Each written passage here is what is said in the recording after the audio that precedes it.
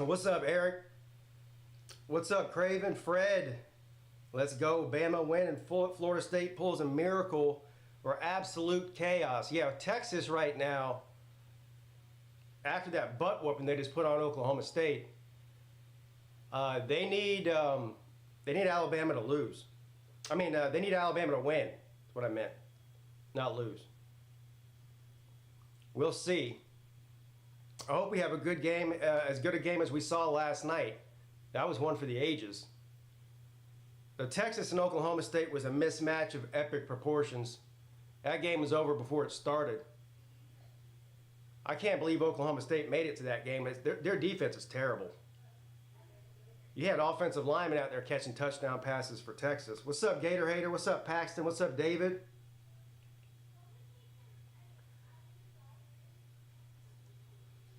Son of Fire. Alabama will win. We'll see. It's not going to be easy. What's up, Robert? The easiest thing that can happen for the committee is for Georgia, Florida State, and Michigan to all win. Then you have your four. You have four undefeated conference champs. Those are the four that get in. And Texas, unfortunately, will be on the outside looking in at that in that case. But I think out of the 3 games that are left, we're going to see at least one upset. That's my prediction. Will it be this one? At least one. We might even see 2. Are Bowers and McConkey out? Well, they haven't said, but as far as I know, they're playing. He said game time decision. They didn't play last week. I'm pretty sure they're going to play this week. What's up, Nature Boy? I'd be shocked if they didn't. What's up, Ray? Love your outlook on games. Hope you and your family have a safe and great Christmas. Likewise to you and yours.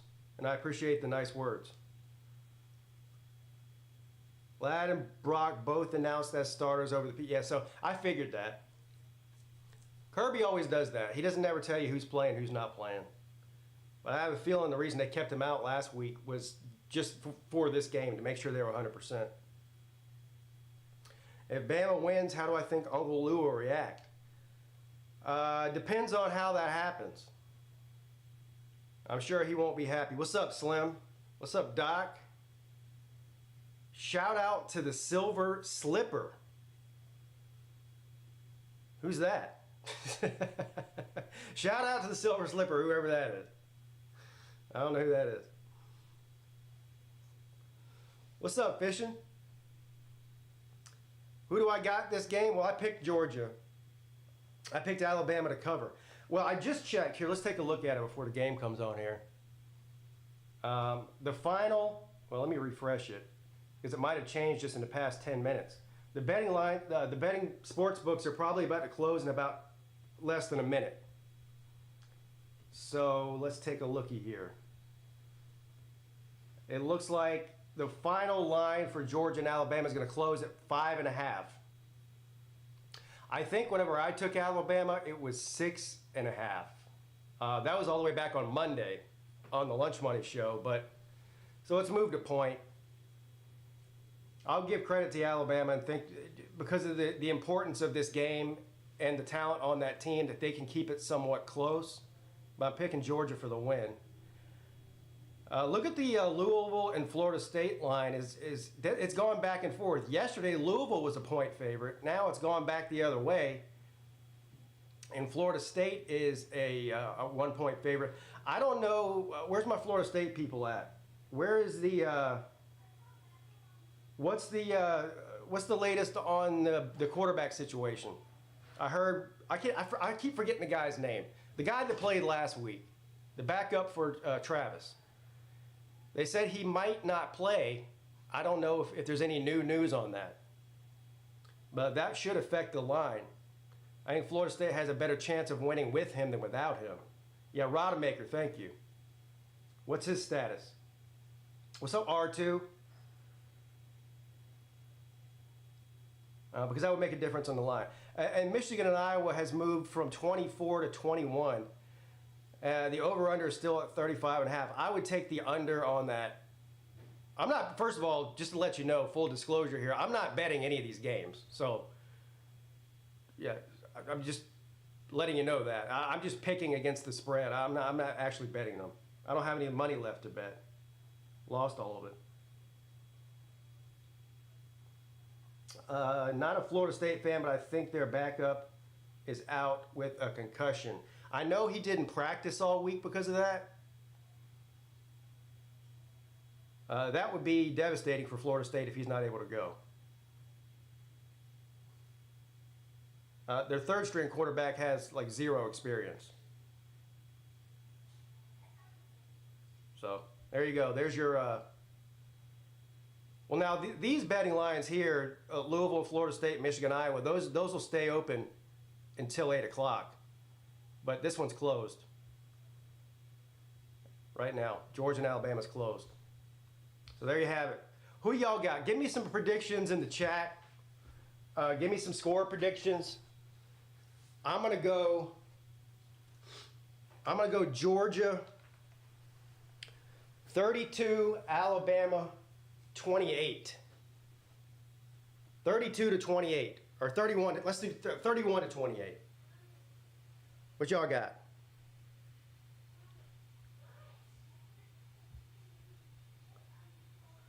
Robert says 38 to 21, Georgia. Slim says Bama by 50. What's up, Leonard? What's up, D?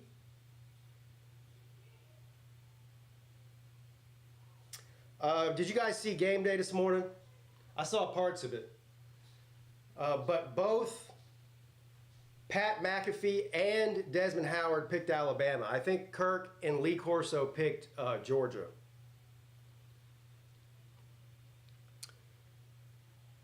You want me stressed out for 3? No, I don't. I wouldn't wish that on my worst enemy, and I like you. It is what it is. I just want to see a good game. I hope we don't have a situation like we just saw with the Texas and Oklahoma State game. That game was not very entertaining. I mean, Texas got out to a quick lead and they never looked back. That game was over before it started. Speaking of that game, I don't know how many of you actually watched that game, the trophy presentation. So, first of all, The Undertaker is the one that gave the trophy to Texas. I guess, I don't know, I guess he's a Texas fan. Like Matthew McConaughey or something, I don't know. But anyway, the Big 12 commissioner got up there and straight boos from the crowd for like 3 minutes straight. You couldn't even, the guy couldn't even talk. The boos were so loud. I guess they don't like him very much. What's up, Danny D-Rock? 35-31 Bama. That's pretty close to what I said.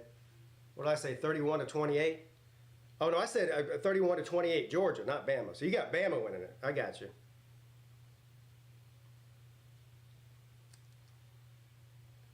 Predicted to play Utah. That would be a win for Miami. I don't know.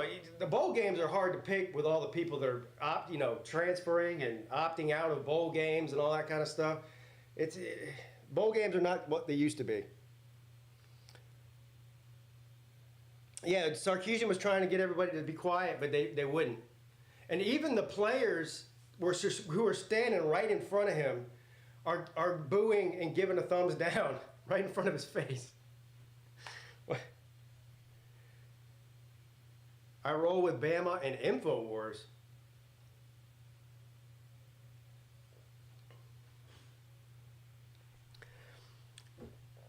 All right, let's get this show on the road. Is this Gary Danielson's last game on CBS? Isn't he retiring? Or is he one of these people that announces he's retiring, like, I'm retiring in 2027, so he gets 3 years of a retirement tour? I don't know. The Undertaker is a huge Texas fan. He always worked out at their facilities. Oh, okay. Is he from Austin or something? Like McConaughey is? Well, the good news is you have me to call the game, so you can turn down your TV if you really want to and just listen to me. I don't have to listen to Gary Danielson. I got my TV on mute. So.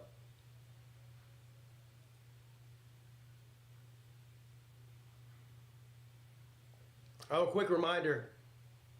I will be, after this game is over at 8 o'clock for the two games tonight, I'll be streaming for the Patreon members and the Join members. So if you want to be a part of that, there's a link in the description of the video, a Patreon link, and or you can just hit that join button and join the channel. Either way. Either way works. What's up, VicTube? He lives in Austin. Oh, okay.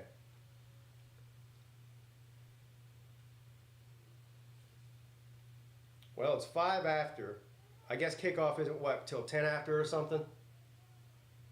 That must be it. What's up, Casey?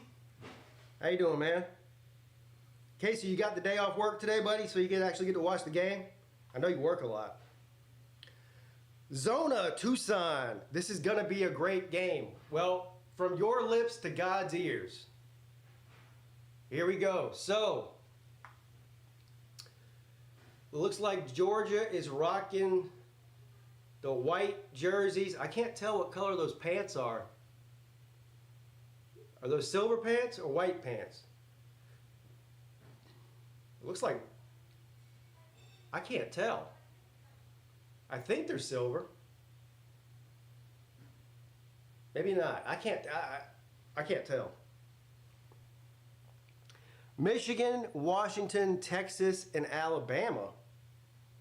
Always silver britches. Okay, there you go. Silver britches. I don't know. I'm kind of on what Lee said. I do want to see chaos, but I could really care less who wins the SEC, honestly. And Alabama comes out rocking the crimson jerseys with the white pants. And it looks like we got a sold-out crowd at Mercedes-Benz Dome in the ATL, which is not a surprise.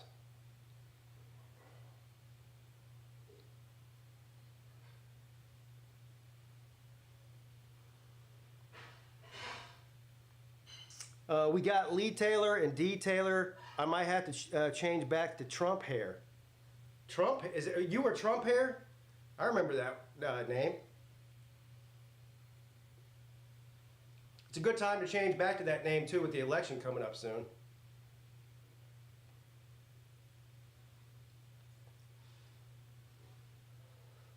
I have yet to go to a game there, professional or college. I went to a bunch of games when it was, you know, the old Georgia Dome. I went to a couple of college football games there. The last one I went to there was 2012, Clemson and LSU, which was an amazing game on New Year's Eve for the Peach Bowl. UGA never beat Bama at Mercedes-Benz. Is that true?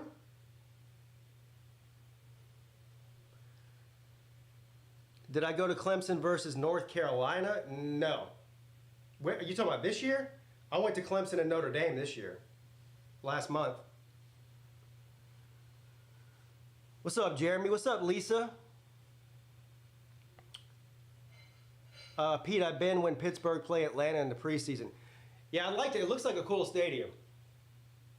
I got to find a reason to go, though. Like, if Clemson was going to play in a Peach Bowl there or something, or, you know what? I don't know about next year yet because it's too far away. But Georgia and Clemson do play in Atlanta to open up the season next year. I might try to find a way to go to that. I went the last time they played a couple years ago in Charlotte. I went to that game.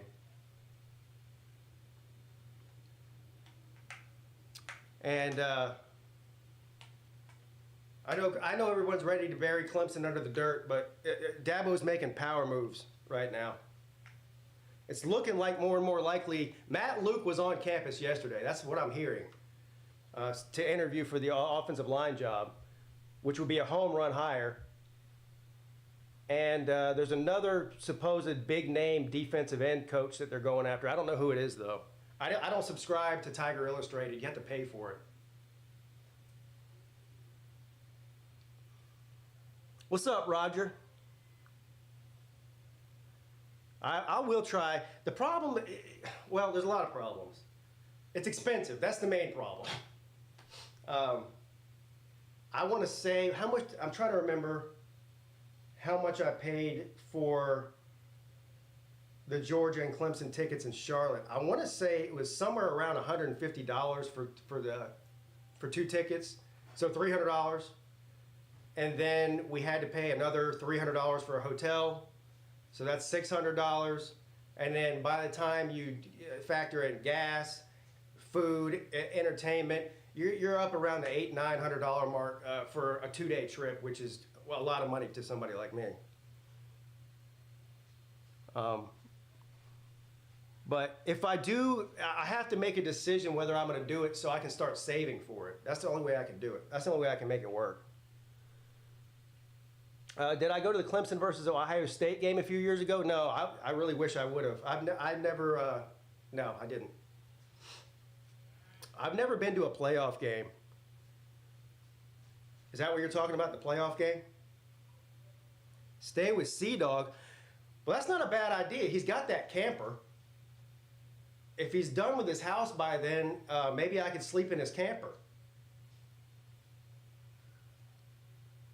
Switch to PBR instead of that expensive beer, and you'll have enough. This is not expensive beer. This is Modelo.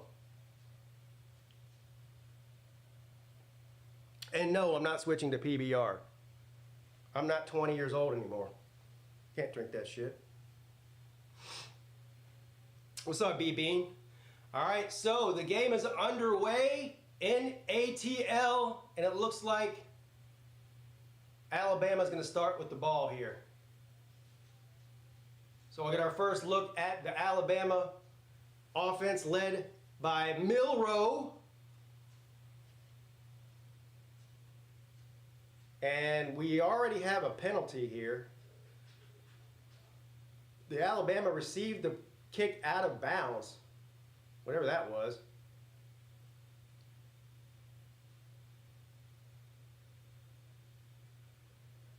We'll see what Milroe can do here. He's a little bit of a one-trick pony, but he can really hurt you with his legs.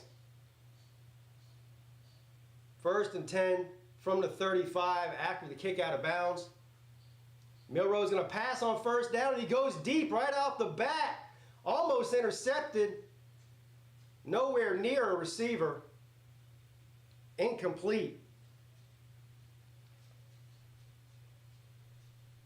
Oh, the 2016 game, Lisa, that was the 31-0 game. Yeah, yeah. But I know that had to be painful for you to watch. Look, I enjoyed every minute of it. 2nd down and 10 from the 35. Milroe is going to hand it off this time. And it picks up about 3 yards, so we're going to be 3rd and 7 on deck. What's up, Ballard? What's up, William? If I was Iowa, I would just say we have COVID and go home. I don't know. Maybe Iowa can keep it interesting. Maybe Iowa's defense can score the points because their offense isn't going to do it. 3rd and 7. From the 38.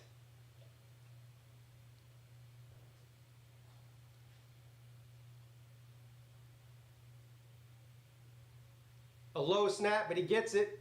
He's looking to pass it. No, he's going to take off. And he's going to get tackled for a big loss. So a great start for the Bulldog defense. Holds Alabama to a 3-and-out to start the game. That's a good start. Milroe doesn't take long standing in the pocket before he takes off. Of course, he didn't have a choice right here.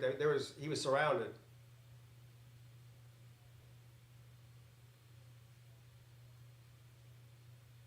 I would imagine they got a linebacker or somebody spying him. That's the really only way you can contain him. All right, so they're going to punt now. And kind of a shitty punt, but it does take an Alabama bounce, and it goes out of bounds at the 11. So, not bad. After what looked like a terrible kick, got a good bounce. So we'll get our first look at Georgia on offense here, Carson Beck and company. 3 of the guys on game day picked Iowa? What? Who? Was Theo Vaughn one of them?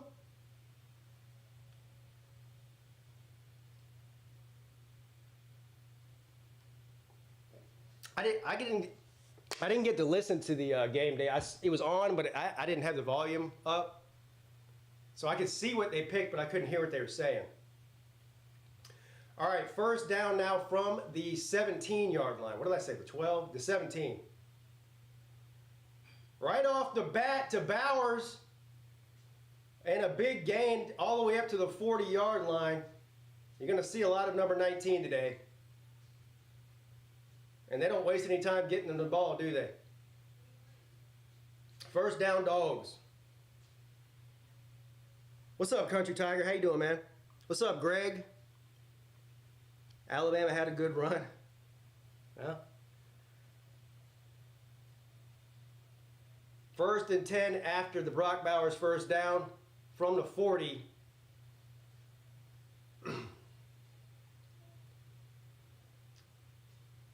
Beck, wide open receiver who's got room to run across the 50-yard line, first down, Georgia. Somebody might want to cover that guy. That'd be good. So a couple of plays and a couple of first downs for the Dogs. 1st and 10 from the 46. And they're going to get their first run play of the game for about 4. Who am I rooting for? I'm not really rooting for anybody. Who is that? Brother, it's hard to read your name because of that font.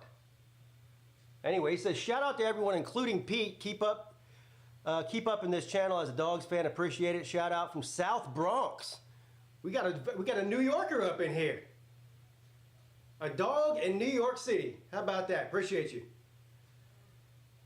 2nd down and 6 now from the, what is this? 42. Complete on the outside, just short of the first down. It's going to be 3rd and short. 3rd and probably less than a yard coming up. Good opening drive so far for the Bulldogs, and they're hurrying up. And a quarterback sneak by Beck. And I think he got it. He did. First down, Dogs.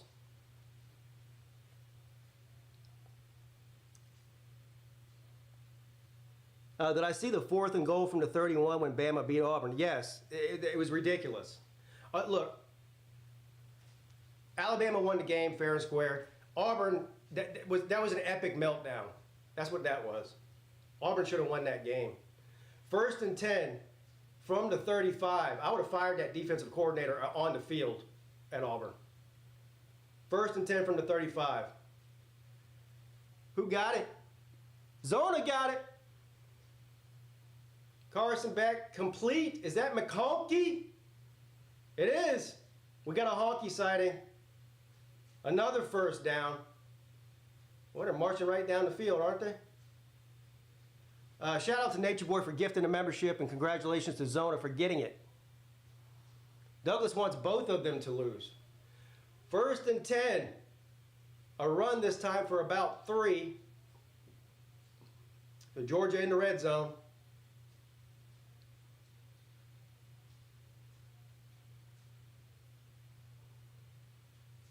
Alabama looks a little discombobulated in pass defense. A couple of wide open receivers already early in this game. 2nd and 7 from the 17. They're going to hand it off untouched. Touchdown, Dogs. Milton with the touchdown. Nobody even touched him. Well, that's a demoralizing drive for Alabama there. They just went right down the field like it was no problem at all. What's up, Colby? What's up, Nato? Yeah, they made that look easy. Alabama needs to figure something out here. The problem is, if you're Alabama, you're not built to come back from a big deficit because Milroe's not going to pass you back into a game. They've got to win this game on the ground, and they've got to keep control of the ball and keep Georgia's offense off the field. That's the only way they're going to have a chance here. And you can't do that by going 3 and out on your first drive. So they're going to have to figure out a way to run the ball and sustain long drives. That's the only way they're going to stay in this thing. Game might look a lot like what Texas just did to Okie. Yeah, I'd be surprised if it was that bad. Oklahoma State's defense is atrocious. I mean, really bad. I'm surprised they won 9 games this year. So 7-0 early in this game. Georgia takes the early lead. What y'all thinking so far? I will throw up if Michigan wins the Natty this year. Well, I doubt they are going to. Although they might make it to the Natty. How many people lost money last night on Oregon? Boy, anybody who took Washington on the money line got paid because they were almost a 10-point underdog. The money line must have been somewhere around 250. What's up, Tim? Alabama's defense looks like the rest of the defenses we saw last night and today. Yeah, they're right. Yeah, they do so far.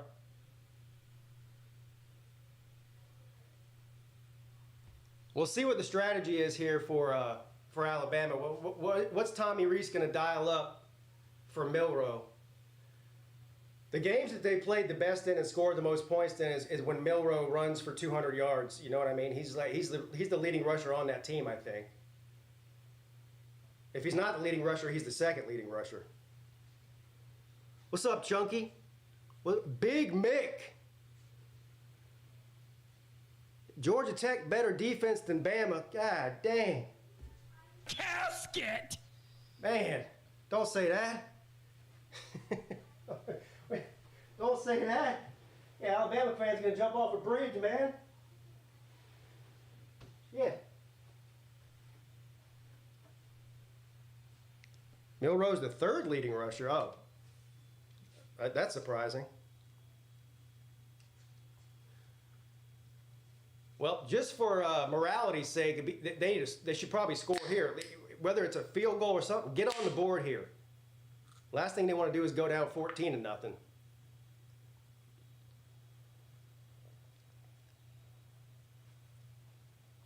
Milroe has a cannon. Yeah, but he can't hit the broadside of a barn, though. That's the problem.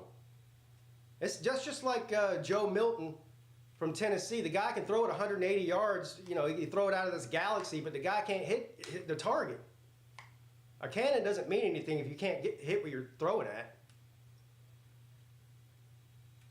We've already seen one deep pass by Milton today. Milroe in the first drive, and it was it was 15 yards away from the closest receiver. All right, 1st and 10. He is a giant human being, though. He's got the NFL quarterback body. I don't know if he's got the accuracy to succeed in the NFL, though. We'll see. All right, so they're going to hand it off. This is a good physical run there. Picked up about 6. This is the strategy if you're Alabama. Run the ball, Paul, and run it a lot. Again, play keep away. Keep Georgia's offense on the sideline. Use the clock to your advantage. I'm a giant human being? No, I'm not. I'm an average-sized human being. 2nd down and 4. Milroe. Oh, covered. Throws it into coverage. Incomplete. And I got to say, that was a great pass by Milroe. That was all on the receiver. It went right in his hands, and he dropped it. Yeah, you ain't going to win this game dropping passes like that. 3rd and 4.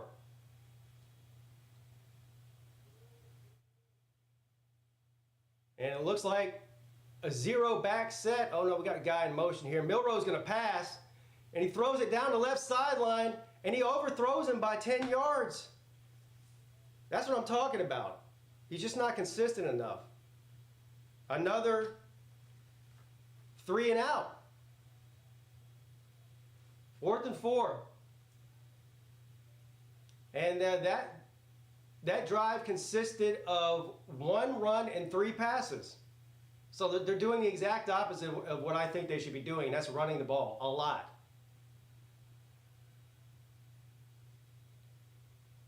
So the punt is up. This one at least went straight instead of sideways.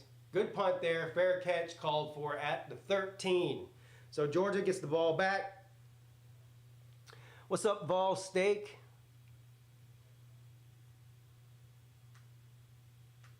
What's up, Nick? Who the heck is going to stop UGA? Yeah, I don't know. From the way that Texas looked today, they might be the one that could give them some problems. I'm not sure. I think Michigan is probably a bad matchup with Georgia. You know what I mean? I think Georgia would beat Michigan. What's up, Sam? Washington? Yeah, I'm still not. I know they won that game last night, and that was impressive. I'm still not completely sold on Washington as far as a playoff team. I know they're going to make the playoffs. I'm just talking about winning a game in the playoffs. Unless they play Florida State or something, they might be able to beat Florida State.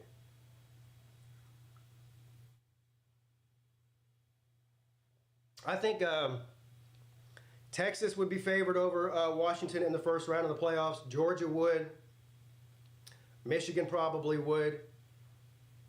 Alabama, I don't know about Alabama. That'd be a close one.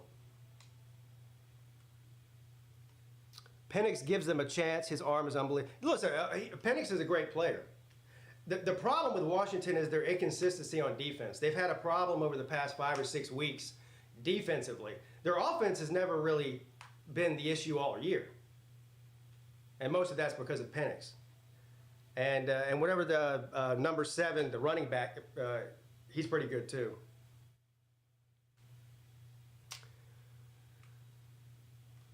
Oregon was favored over Washington by 9.5 points.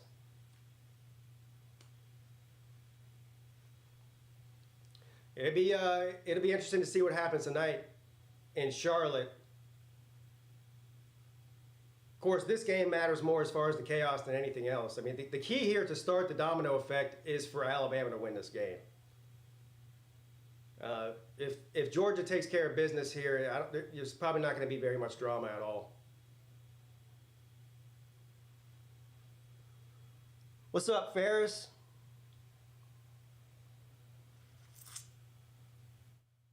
As a Miami fan, what you just said there, I agree that Washington's problem is their defense. Yeah, that's their weakness. All right, so from the 13-yard line, Beck, and good defense there by Alabama, a loss of 4 yards.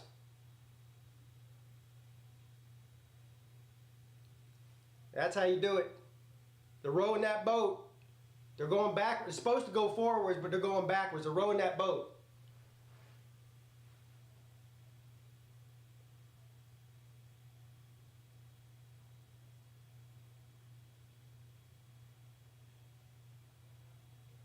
Old Kevin Steele, the coordinator that Alabama fans love to hate and hate to love. 2nd down and 13 from the 10. Beck, he runs back in the end zone. He's being chased down. He's going to throw it away. Oh, caught? Was that caught? Did he catch that? No, he didn't catch it. I thought he caught it. I was like, holy hell. But a hell of an effort for McConkey to come back to that ball like that. Clearly Beck was not throwing it to him. He's just trying to throw it away. McConkey said, to hell with that. I'm going to try to catch it.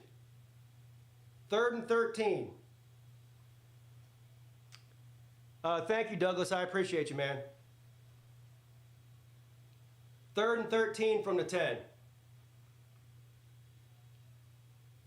Beck throws it. Oh, right through the hands of an Alabama defender. He wants that one back. There's a reason he's playing defense instead of receiver, because he can't catch. Oh, damn. He's going to want that one back. He should have caught that. That was, you're not going to get much of an easier opportunity to intercept Carson Beck than that right there. So, good defensive stand by the Tide. 4th and 13, punting from their own end zone. We'll see if Alabama can flip the field position here. See what kind of kick this is. And it wasn't a great kick. So, out of bounds, right at midfield there. Right at the 50-yard line. So, good field position starting out here for Alabama on this drive.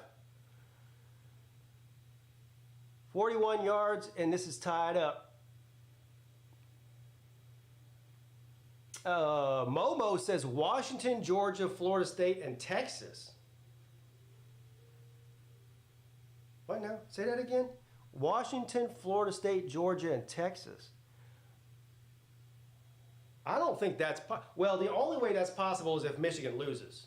Those 4 teams aren't getting in, unless you're just saying that's who you think the best 4 teams are. That's different. But anything short of Michigan losing, if Michigan wins, they're in. So, I don't know. If you think they're going to get upset by Iowa, I guess it's, possible. Michigan is going to lose? You think so? I don't think so, dude. It would be hilarious, though. America's team. It would be funny to see America's team lose. The cheaters. Nobody would feel sorry for Michigan if they lost today. Unless the only people that would care is Michigan fans. Everybody else would be doing the pointing and laughing thing. Ha ha. Michigan struggles against good defense. Yeah, that's why the over-under is only 35.5, and that's why.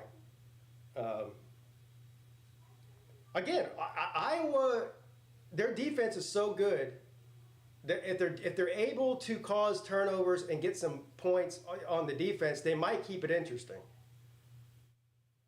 But I'm not sure that Iowa can score an offensive touchdown. I'm being serious. They're going to have to score on defense and special teams.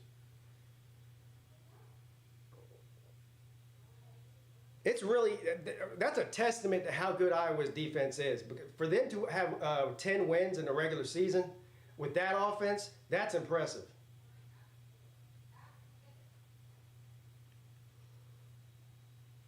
What's up, Mike? As a Buckeye, Michigan losing would freaking make my night.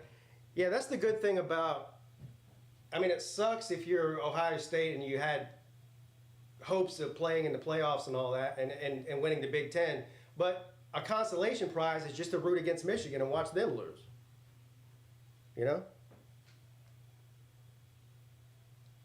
All right, 1st and 10 for Alabama from the 49-yard line. And they are going to run it with Milroe this time. And he shows you what makes him dangerous. Great run there by Milroe. Close to the first down marker. I don't know. I think he might be about a yard short.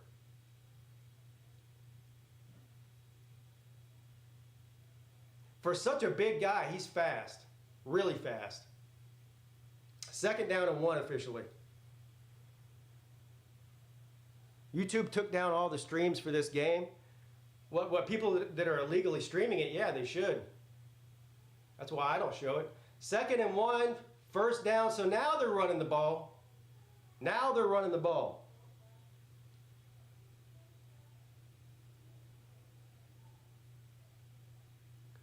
Why the hell is Chaz Shambliss in the game?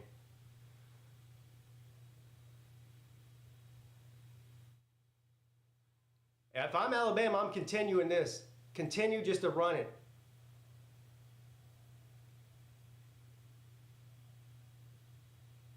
from the 38. They're getting close to field goal range here now. Run the ball again, and they do. And another good run, an 8-yard pickup. That's the formula here. Run the ball, Paul. 2nd down and 2 coming up. Tim says everybody struggles against good defenses, hence the term good defense. Yeah, what he said. 2nd and 2. Now Milroe's going to throw it. He's got all freaking day. Now he's running backwards. Now he's running sideways. Now he's running forwards. And he gets the 1st down. He just ran 50 yards to get 2. Boy, talk about using the entire field. He sure as hell did, didn't he?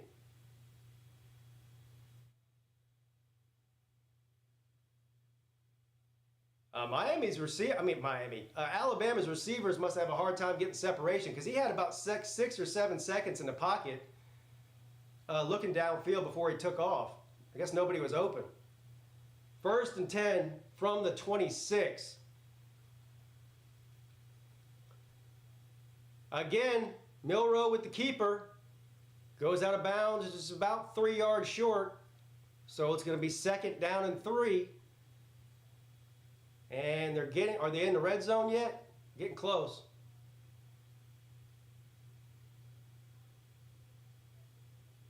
Yes, they're in the red zone.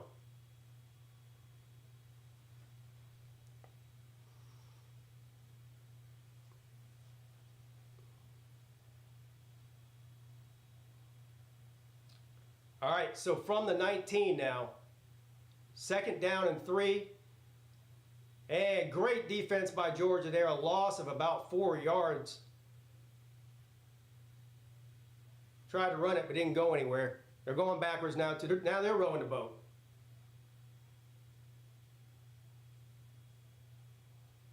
Boy, nobody tried. They said, we ain't going to try to block this man. Nobody even tried to block him. 3rd and 9 now.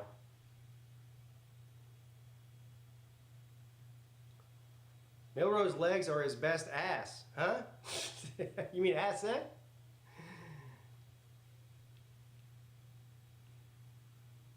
All right.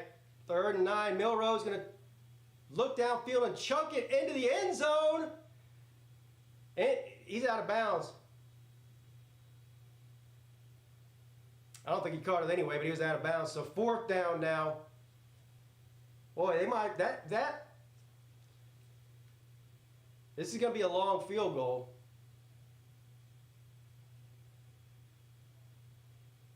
Which is, I'm assuming, what they're going to do here. You got a wide receiver. Look at Burton in the end zone jumping up and down. Milroe, what are you doing, man? You had a receiver wide open. 43-yard field goal. And it is good. All right, so Alabama gets on the board. 7-3. Look at that. That kicker's got the most points in history. That's crazy. 533 points. Jesus Christ. This is what happens when you got guys that play for 7 years. You know? It's like they were talking about Bo Nix last night. The guy's 24 years old.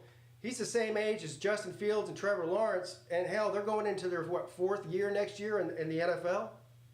It's insane.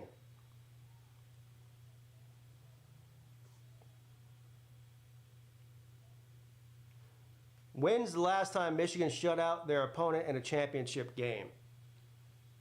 I don't know. A long time ago. It had to have been a long time ago.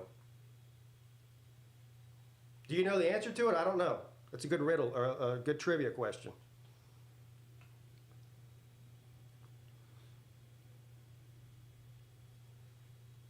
First name.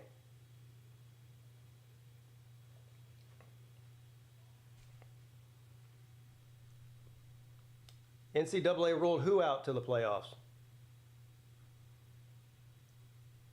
Mike's looking it up.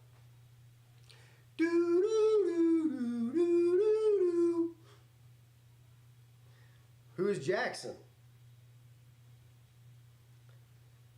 Well, they probably have the better chance of doing it tonight than they have in a long time. What's up, Nittany Bird? How you doing? They might shut him out.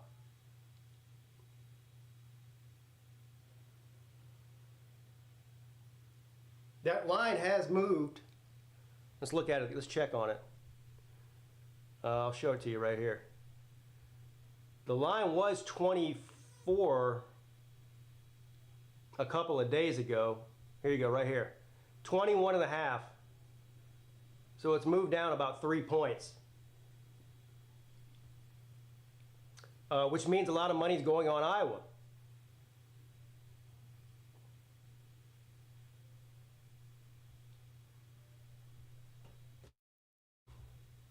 So there you go. What y'all think? That's a lot of points for a championship game. Which is why I'm not betting. I'm too scared. Daryl. Mark Rogers breaking out the 2019 Ohio Vids versus Michigan. 2000, what? All right, so we'll get our look at Georgia here. Can they answer? 7-3 Bulldogs over the Elephants. Towards the end of the first quarter here, 3 minutes left in the quarter.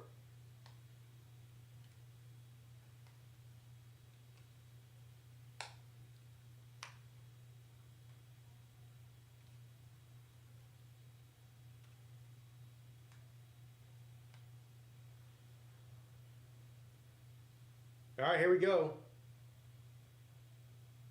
So Georgia from the 25-yard line. And Beck is going to hand it off, run up the middle for about 6 yards. 2nd down and 4 coming up. So we saw Brock Bowers with the first play on offense of the game for Georgia. And I don't think he's got a catch since. I would expect to see him very soon here.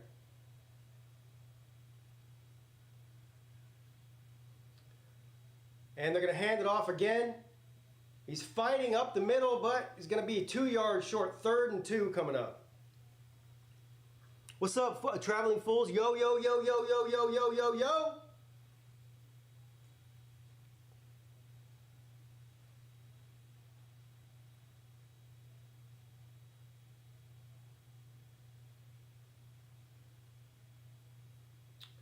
Carson Beck 5 for 7. Jalen Milroe 0 for 4. I don't know if you, well, I'm not a math major or anything, but I'm pretty sure 0 for 4 means 0% completion percentage, which is, I don't think that's good. I think 0% is not good. What happened here? 3rd and 2. Did they call a timeout or something? Yeah, timeout Georgia. I guess Kirby saw something he didn't like. So the first time out of the game, Georgia on 3rd and 2.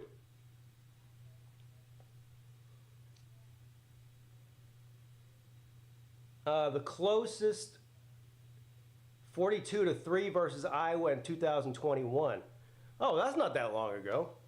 That might be pretty close to what we're looking at today. I mean, we might see a very similar score. 42-3 or 35-6 or yeah, something like that. What's up, SC Country?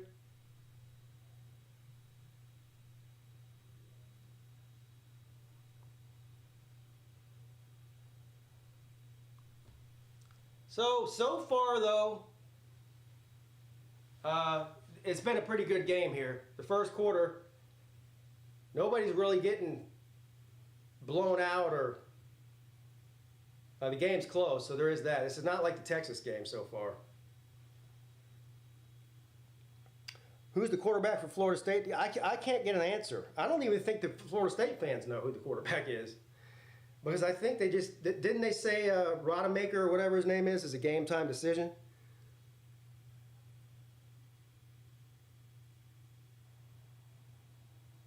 Stop talking about food. You're making me hungry. Now I want pizza. See what y'all did?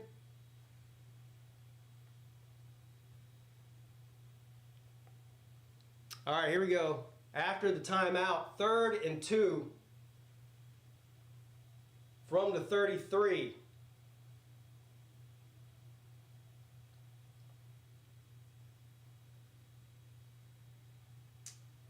And he's going to pitch it and hit immediately. Great defense by the Tide. That's going to do it. A loss of a yard. 4th down coming up. So Alabama's got some fire on defense here. They were all over his ass. He didn't have a chance. All right, so Georgia's going to bring the punt team out.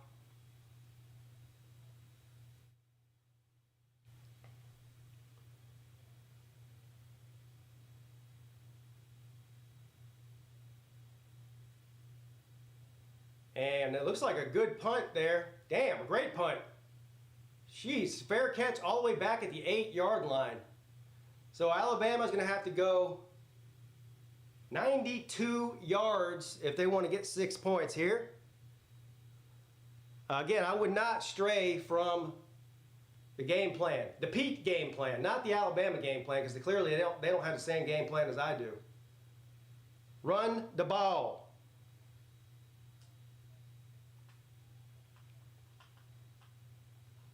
Boom or bust offense is not how you win big games. Well, you win big games by scoring and playing good defense and not turning the ball over. That's the key thing there. All right, from the 8-yard line.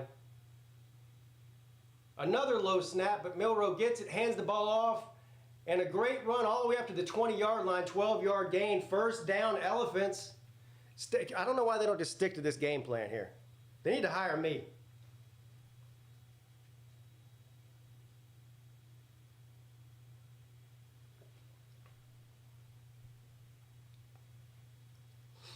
All right, on 1st and 10, I didn't see what happened. It looks like another run for about 8 yards. It was. Alabama's playing a little quick. I wasn't even ready for that play. 2nd and 2 now. Continue to pound the rock.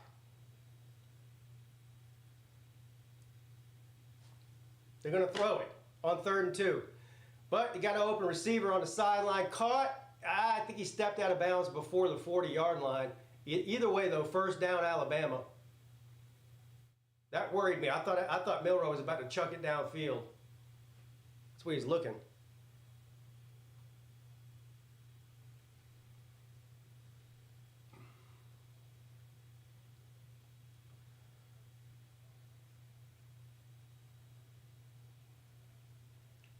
All right, so this is going to be the last, if they even get the ball. Yeah, this is going to be the last play of the quarter if they get it off in time. And they do. And Milroe's going to keep it. No, he's going to throw it. Almost intercepted. God dang. That's the end of the 1st quarter. Well, I'm glad I'm not an Alabama fan. I'd be losing my mind right now.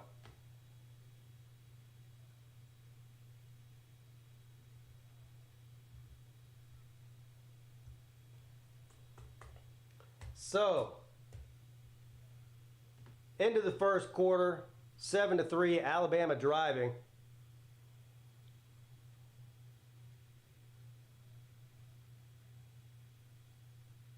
Milroe is why they probably lose today.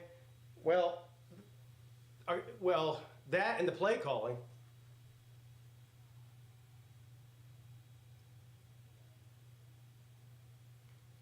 So the flag, there's a penalty on Alabama. They're going to repeat 2nd down here to start the 2nd quarter. Ineligible receiver downfield. What's up, Christian? How's it going? How y'all doing? How's everybody doing today, by the way?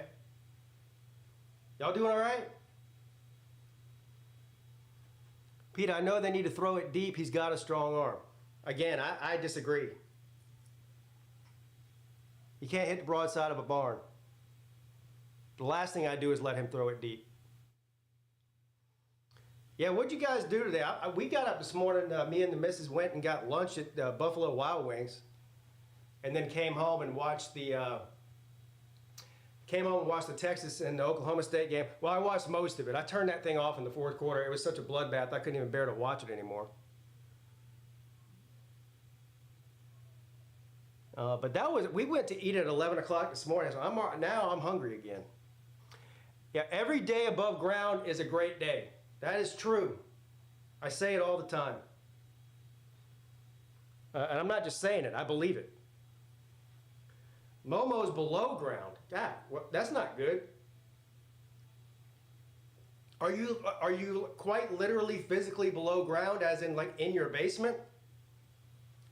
Because that's below ground. Beef Wellington for the first time today, practice run for Chris. How did it come out? I love beef Wellington. You had me at beef.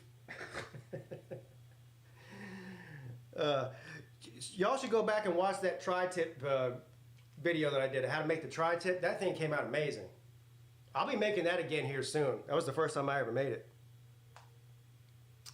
People still go to Buffalo Wild Wings. There's one in Spartanburg. It's run down. Yeah, the one right here it's only been open for about 2 years. It's brand new. It's not run down at all. Thank you for wearing Gator orange. This isn't Gator orange. This is more like Texas orange. You know what I mean? It's certainly not Clemson orange. You can see the difference in color there. This is more of a burnt orange. I wore it for the Texas game. Last night I wore the green for the Ducks and the purple for the Huskies. Today I wore the burnt orange. Ribs. Christian, how about you come over to my house and cook me ribs? That'd be nice. You're invited. Anybody who wants to cook for me is invited to come over and watch football. If I don't have to do anything and all I have to do is eat it, I'm game for that. Not that I mind cooking, but I'd rather not.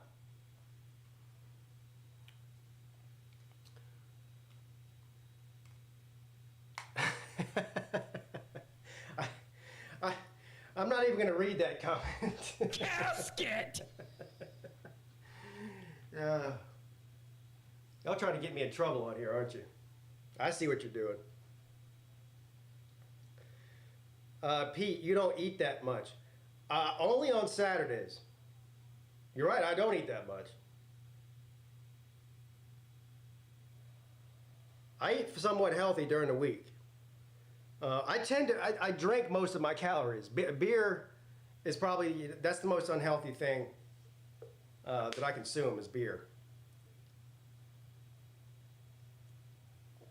All right, the start of the second quarter here. Second down and 10. Empty backfield, so there's an obvious pass. Milrose got all day. Throws it, caught across the 50. Out of bounds and taken down out of bounds. Looking for a flag there. Anyway, first down. There is a flag, and that is going to be a personal foul, I believe, against Alabama and tack on another 15 yards. I mean, against Georgia, sorry. Yeah, face mask. Face mask. So,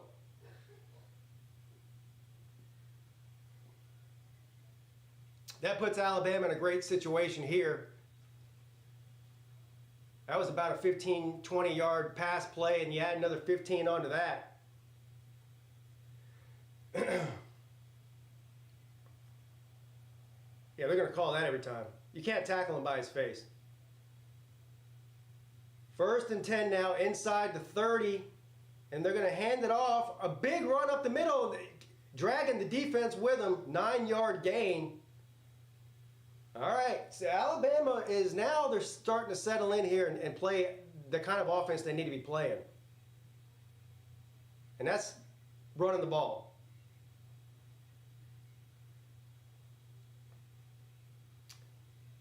Are you going to show us the game, or are you going to show us replays? We wanted to see what's happening now. Anyway, what is...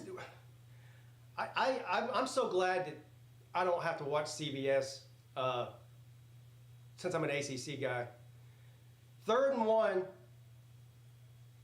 and we got a quarterback sneak there, but I don't know if he got it or not. Did they give a signal yet?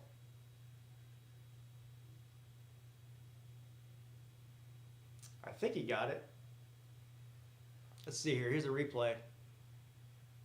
They want to show us Nick Saban talking instead of showing us the freaking game. Nobody cares. 4th and 1, so that he didn't get it. But they're going to stay on the field, it looks like. And they are. They're going to go for it, or at least they're going to pretend to go for it, try to draw them off sides. We'll see. I don't know if I agree with this here. I mean, I don't hate it. But easy field goal here to make a 1-point game. But anyway, they're going to hand it off. And they do get it. 1st down. So the gamble pays off for old St. Nick.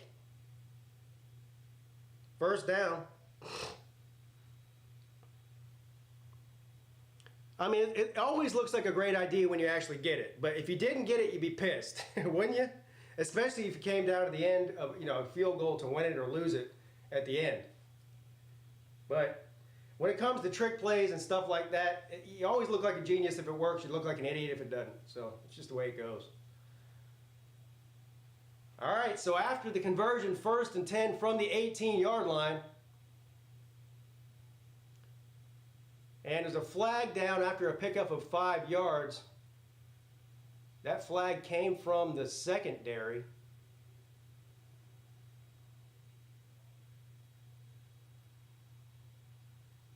And it's a holding against Alabama.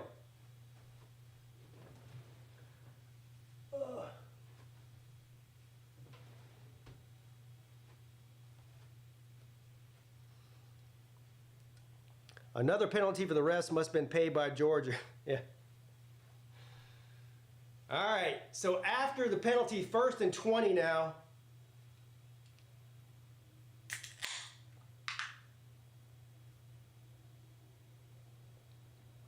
From the 28. Milroe dumps it off in the flat, caught 20, 10, touchdown, Alabama. Alabama's going to take the first lead of the game. That was a well-designed play there. He was wide open, and there was nothing but green grass in front of him. He really only had one guy to beat. But that guy had no shot. So, 28-yard passing touchdown for Milroe on the stat sheet.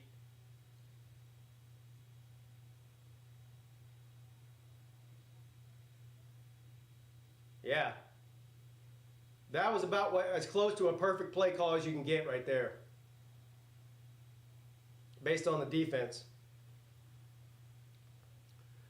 And the extra point is good. 10-7, Alabama.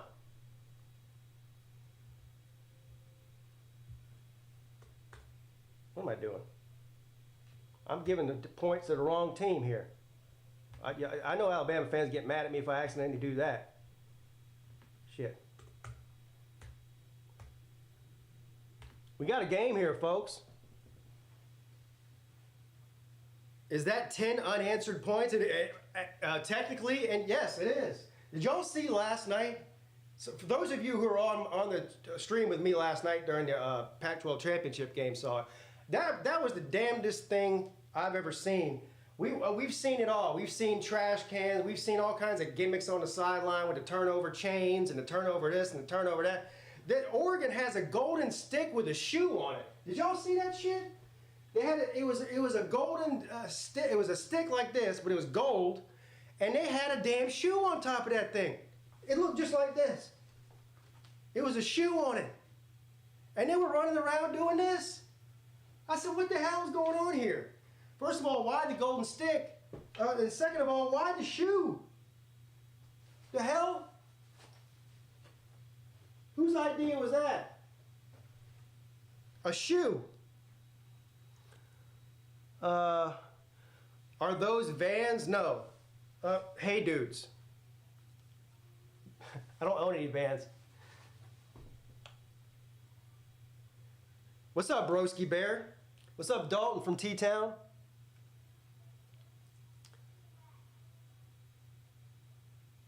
Maybe they were trying to mock Iowa to punt. What are you talking about? Iowa didn't play.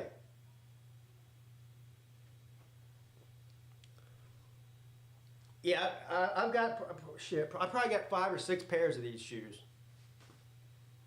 They're comfortable. Oregon. I don't know about that stick with the shoe on it. I'd like to know the backstory of why they put a shoe on that stick. That's all I want to know. Are they trying to mock LSU or something from the shoe throw? Maybe that's what it is. Spell the brand. Hey, dudes. It's just like it sounds. Do I wear socks with the dudes? Yeah, I wear socks with the dudes whenever I'm got pants on. I'm not gonna wear jeans with no socks. Look at these socks. These are fire socks too, by the way. Match my sweater. But yes, I do.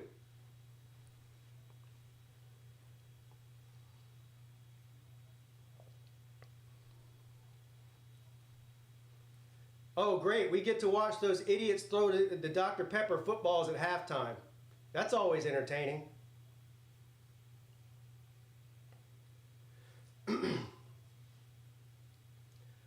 All right, so after the 10 unanswered points for Alabama, Georgia down by 3 in the second quarter. Let's see what they got from the 25-yard line. I'm entertained so far. I'm not complaining. This has been a good game. Beck's going to pitch it, and they're going to pick up 5 on first down. 2nd and 5 coming up. Milton with the carry there. Do I play golf? Not as much as I would like to.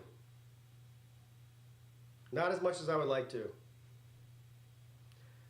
Golf is an expensive sport, and so is shooting guns. I enjoy doing both those things, but I don't have enough money for one. Did go to Top Golf, what was that? A few weeks ago. 2nd and 6. And good defense there by Bama. Got maybe 3, so it's going to be 3rd and 3 here.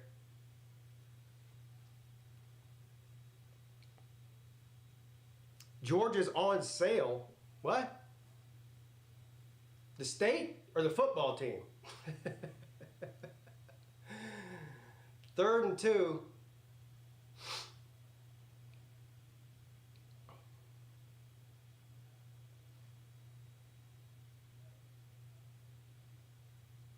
And they're going to hand it off, run up the middle. He does get the first down, pickup of about 5 yards for Edwards. First down, Dogs. I don't know what that fan was confused about, but he looked confused, didn't he?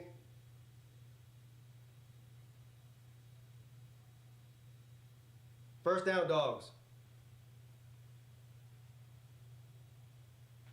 I've been fortunate to play some great golf courses in my life. First of all, living in Charleston, there's a bunch of great golf courses around here.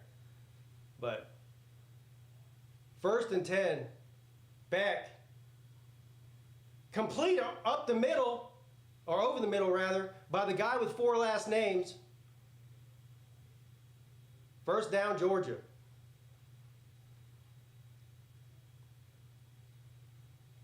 We got us a game here, guys. This is a no pun intended, this is a dogfight so far. And Alabama, everyone's talking about Georgia, Georgia, Georgia. Alabama came out and said, we're not just going to lay down. But Georgia is driving. 1st and 10, Beck throws it to the right sideline, caught by Bell. It's going to be a couple yards short of the first down. 2nd down coming up.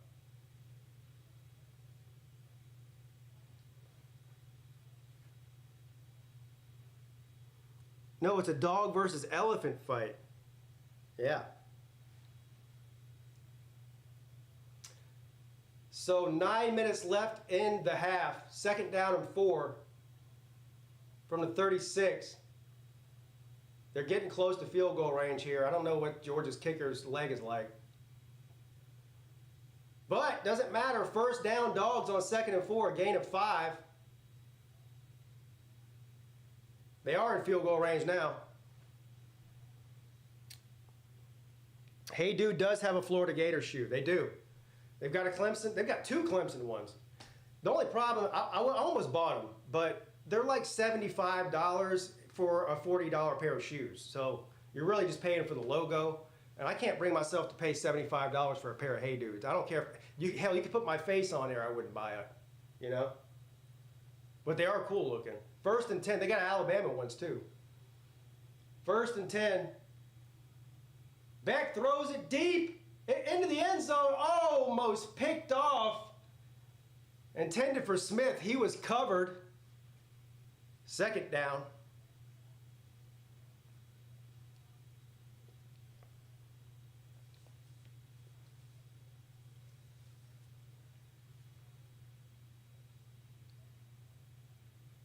Yeah, that was almost picked. Right through the hands of the defender. That's the 2nd one that was very close to being picked off for Beck. 2nd and 10. Beck rolls out to his right. Good defense. Picked up a few. 3rd down coming up. And they're lining up quick. They're doing a hurry up here. They're playing Tennessee offense here.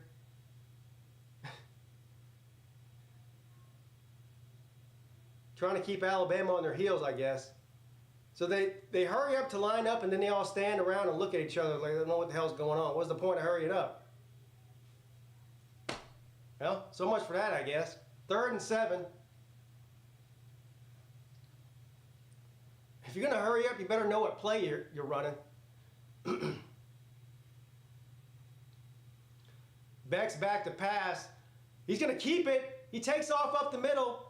And that was sort of a weird slide/dive thing. I don't know if he looked like he wanted to dive, but then he didn't want to dive. He wanted to slide, so he did a mixture of the two. That's a new play. I don't know what you call that. You call that falling, I think. He fell down.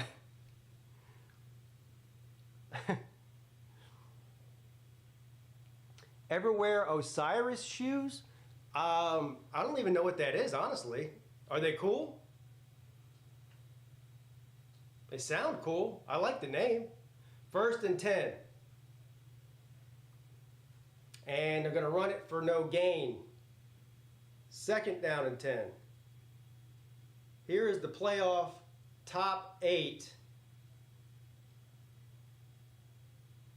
Well, I'll be ready whenever the playoffs are picked. The speculation is getting annoying.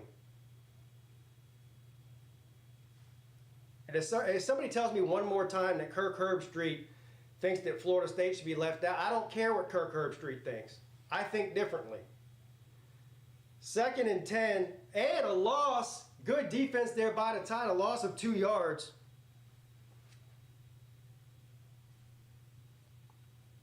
Oh, are those like athletic shoes, Momo? Osiris?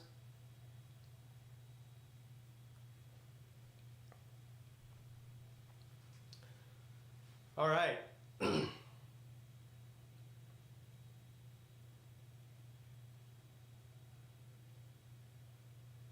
3rd and 12.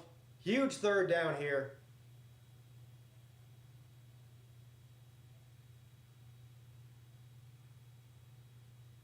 Beck under pressure, sacked for a loss. That might put him out of field goal range too. So now it's going to be like 4th and what, 15? I guess they're not out of field goal range. I don't know, where are they? I guess they're not out of field goal range, but they're still, we'll see. Hey dudes look like loofs. And, all right, so they're going to attempt a field goal here. He's made the last 16 field goals. And this one is 45 yards.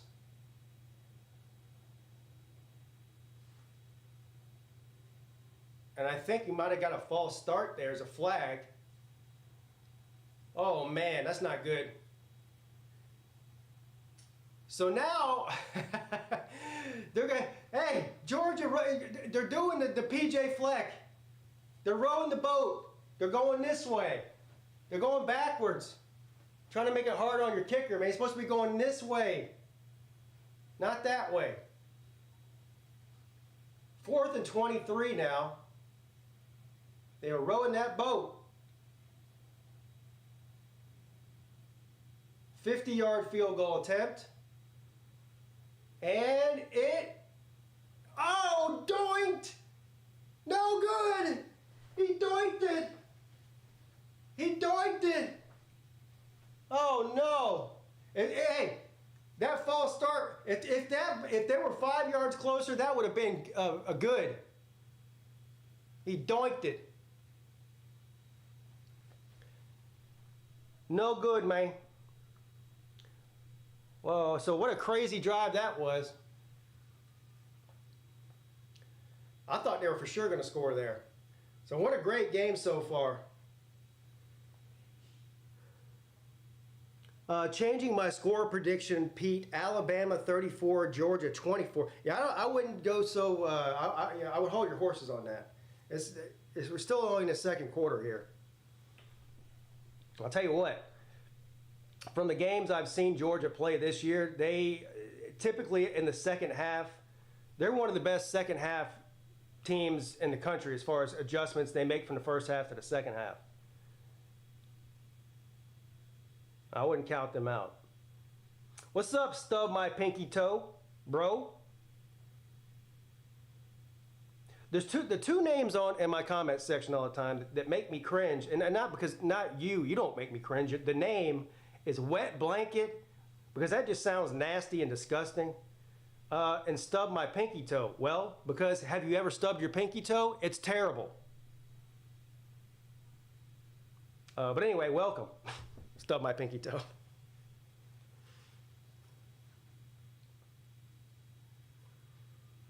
Someone needs to make a YouTube name, Stepping on Legos. Any of you ever stepped on Legos with your bare feet? It's almost the same pain as stubbing your pinky toe.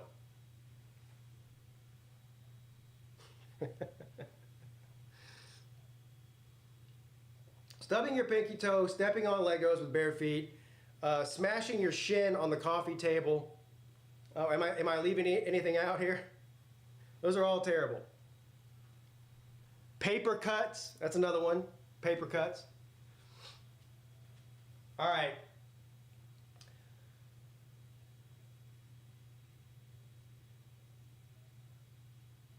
Let's see what Alabama's got here. They've got the momentum right now in this half here. So there's 4.5 minutes left, 4 minutes and 37 seconds left in the half. Georgia gets the ball to start the second half. So there's no rush here for Alabama. They got all 3 timeouts. And they got plenty of time here. Ideally, if you're Alabama, you don't want to let Georgia get the ball back this half. You have to make them wait till the second half. All right, 1st and 10, Milroe. He's going to throw it deep. He's got a guy. Oh, my God. So, flag. That was a terrible pass, by the way. A terrible pass. If the defender would have turned around at any point, that was an easy interception. Easy. But no. The Alabama receiver does the right thing, comes back to the ball, and gets interfered with. Well, Alabama caught a break there, because that was a terrible pass. That should have been intercepted. This is why I say don't let Milroe throw it deep. Every time he throws it deep, again, I'm glad I'm not an Alabama fan. I'd be losing my mind right now. What's up, Nate's wife? 1st and 10. I missed the play. It looks like he got a yard. Nate's wife. What, Nate? How'd you meet Nate? Nate's wife.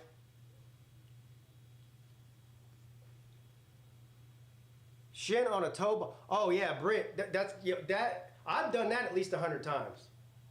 Hit your shin on the toe ball on the back of a truck. Yeah, that hurts too. 2nd and 8. Milroe's going to keep it. Design quarterback run there, and he gets his. I think he got the first down. Well, he can cover a lot of ground in a hurry because his legs are so long and he's so fast. Every stride he takes is like 2 yards, 3 yards.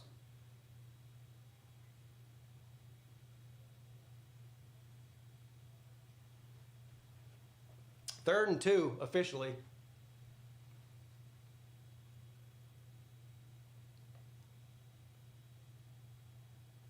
At the 44.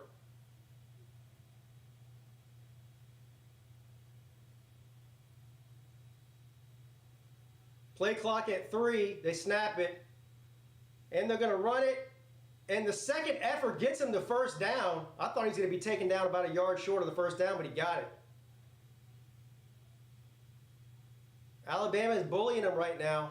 They're controlling the clock. They're running the ball. This is the formula. This is the formula.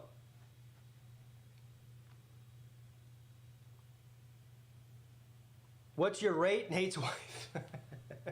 $300 an hour. All right, 1st and 10. Milroe back to pass, looking in the end zone, throws it, overthrows a wide open receiver. I mean, that wasn't even a long pass. Look at this. He's wide open, man. He overthrew him. I mean, he threw that 10 feet over the guy's head. Boy, man.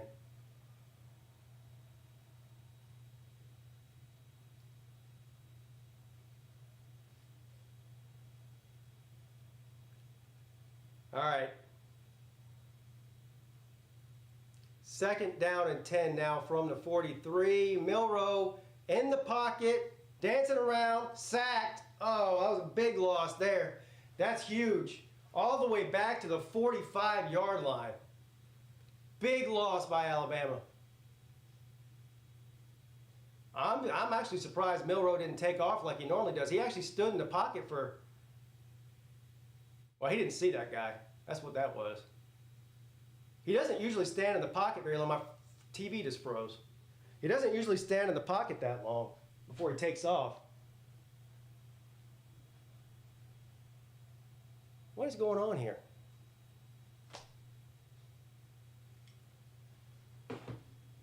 Damn TV.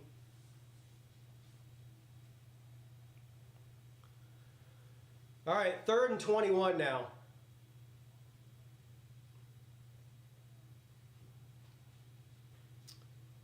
And I guess they're going to take a timeout here because there's no way they're getting a playoff. Did they call a timeout? Yes, timeout Alabama. His pocket awareness is so bad it's unbelievable. Sometimes it doesn't even matter. He runs a 4.39. Yeah, I can see that. He also has serious accuracy issues. Any pass over 5 yards, he's got serious accuracy issues.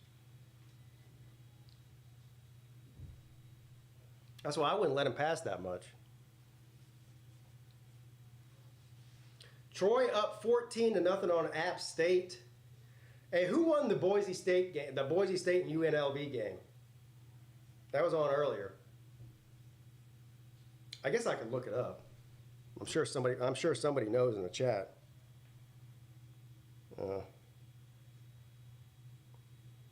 Oh, it's still on. Boise State is up 31-20 in the 3rd quarter.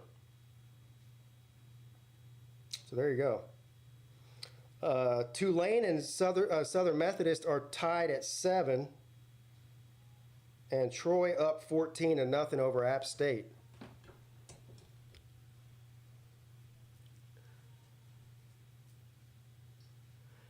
Pete, I will, what does it say? What did you say?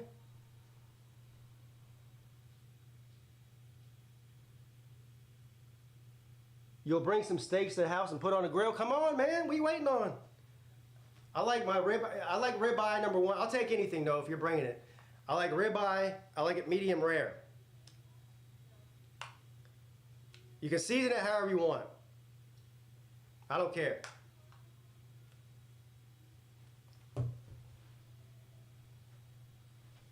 Dropping stuff.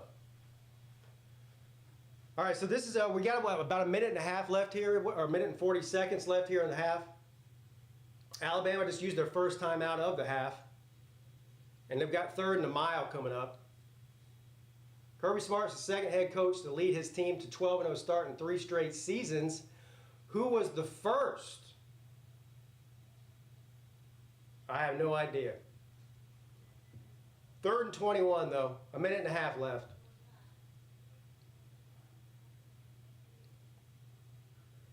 So if Alabama does not convert here, then Georgia will have a little bit of time left.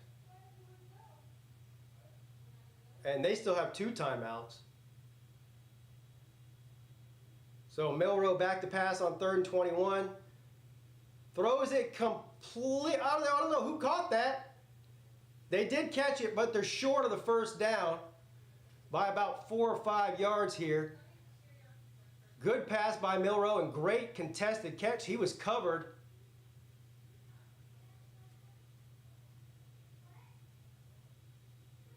And their borderline field goal range around the 37-yard line. That's going to be a long field goal if they decide to go that route. And it looks like we got another timeout here.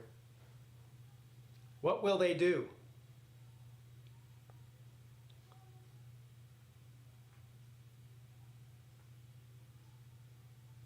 Nate's wife says he's awesome and charming. I think out of Cal, Stanford, and SMU, SMU has the best chance. You mean in the ACC? Yeah. Next year, yeah. I think I would agree with that. I don't know. Stanford, Cal is going to be one of the worst teams in the ACC. Like they're going to be Cal. Cal is just not very good program. But Stanford, I think if they get the right coach in there, they've had some great. Their program is not terrible. They're streaky. They've had some great teams over the years. They could be a problem eventually. I really wish the ACC would have went out and got Memphis and West Virginia, but as far as group of 5 teams, Tulane and Memphis would have been my 2 picks, especially Tulane. Is Shaw still there? No, Shaw got fired last year. Or before this year, whatever. Whoever's the coach there now is the first year there. What's up, Jackpot? Are Cal, Stanford, and SMU going to fly out to Clemson and North Carolina, for instance, for baseball games and all these other sports? So that's a good question, because the last that I heard is that for those cross-country games, they're trying to do neutral site, which is terrible. I mean, it's good for not having to travel across country, but as far as taking on-campus games away and doing neutral sites, that's not good for college sports. So I don't know the answer to that. I heard that's one solution. Now, as far as football goes, they're traveling. They're not doing neutral site stuff. I do know that. And Clemson's not even scheduled to go on the West Coast until 2026. I think is their first time, and they travel to Cal.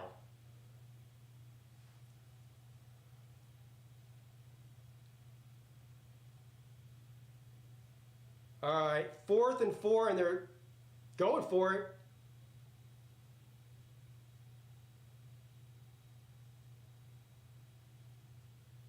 Or they're faking like they're going for it. I don't know what they're doing. They don't know what they're doing either, apparently. But they better make up their mind. Yeah. Timeout. So I don't know what happened there. Something happened. That sounds like a future shit show. Well, the ACC is a shit show, which is why I don't have a problem with the ACC. I have a problem with the way it's run. It's run terribly. It's been run terribly for over a decade now. They've made bad decision after bad decision after bad decision, and that's the reason that you have fans like me, and fans of Florida State, and fans of NC State, and fans of North Carolina, Virginia Tech. All these fans want out, and that's why. We want to go to a conference that is run somewhat competently.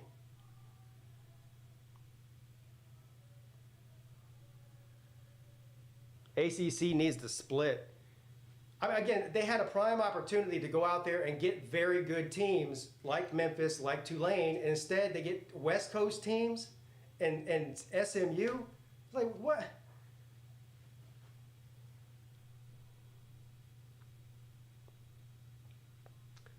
ACC needs to split or hire new people. Well, they need to, well, yeah, I don't even know. They're so far gone right now, I don't even know how you fix that mess. I really don't. I don't think you can.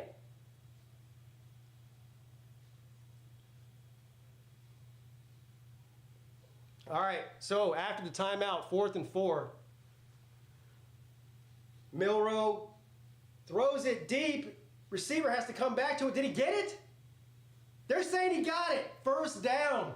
Holy hell. Another terrible pass, but he did come back and catch it. Milroe is throwing up interceptable balls. 1st and 10 from the 15. Run up the middle for 0 yards. So a minute left here. Alabama's got 1 timeout left. They're showing the replay on that catch. And he did catch it. 2nd and 10.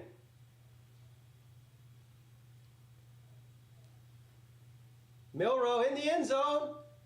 Caught. Touchdown Alabama with 48 seconds left. Holy crap. Jermaine Burton. Isn't he a former, didn't he play at Georgia last year? Jermaine Burton's a former Georgia player, is he not? I'm pretty sure he is. Am I wrong about that?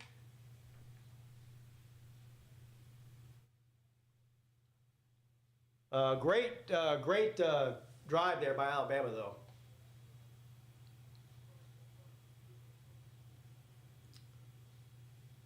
And the extra point is good. 17-7, Bama. Again, Georgia gets the ball to start the second half.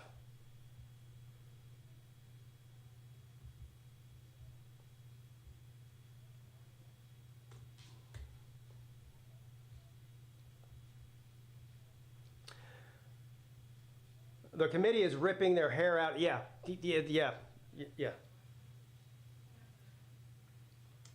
Well, the worst case scenario for the selection committee is an Alabama win and a Florida State win. Because if Florida State loses, it makes it easy that they can keep Florida State out. If Florida State wins, they have decisions to make. And also, Texas fans right now are chanting "Roll Tide." They're rocking that script A. They really want Alabama to win because they'll get in over Alabama with the head-to-head victory over them.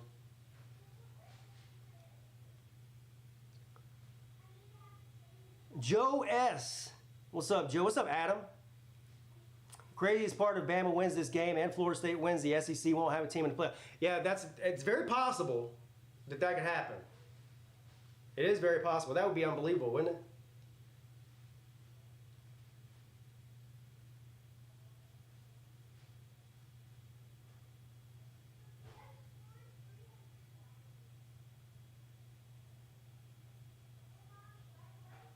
All right, so 48 seconds left. For Georgia, and again, Georgia gets the ball to start the second half, so they don't have to do anything. They're gonna run some plays. A little short pass there, and Milton just falls. Edwards, not Milton. 2nd down and 4, and they're hurrying up to the line here. 30 seconds left.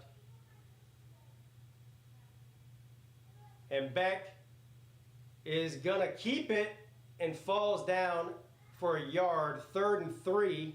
Clock continues to run inside of 20 seconds. And it looks like, is that McConkey that's limping off the field? Yeah, McConkey's limping. That's not good. That's actually terrible news for Georgia if he's banged up. 3rd and 3. What was McConkey's injury last week? Is it his ankle? And that's going to do it, folks.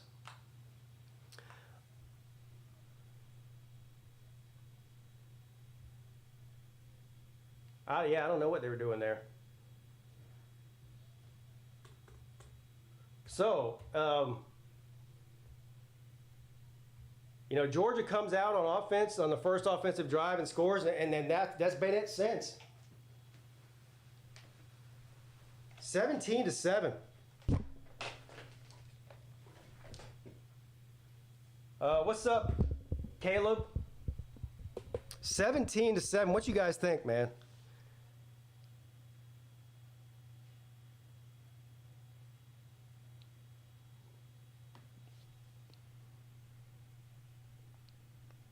I would almost rather be down at half against Georgia considering history. What, have a history of coming back and beating you or something? You must be talking about recent history.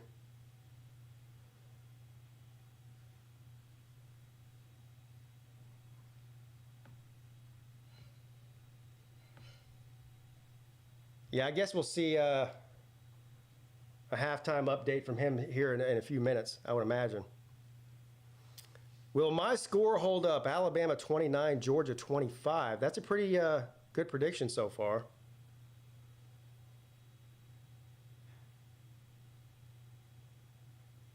What's up, Steel Gamble?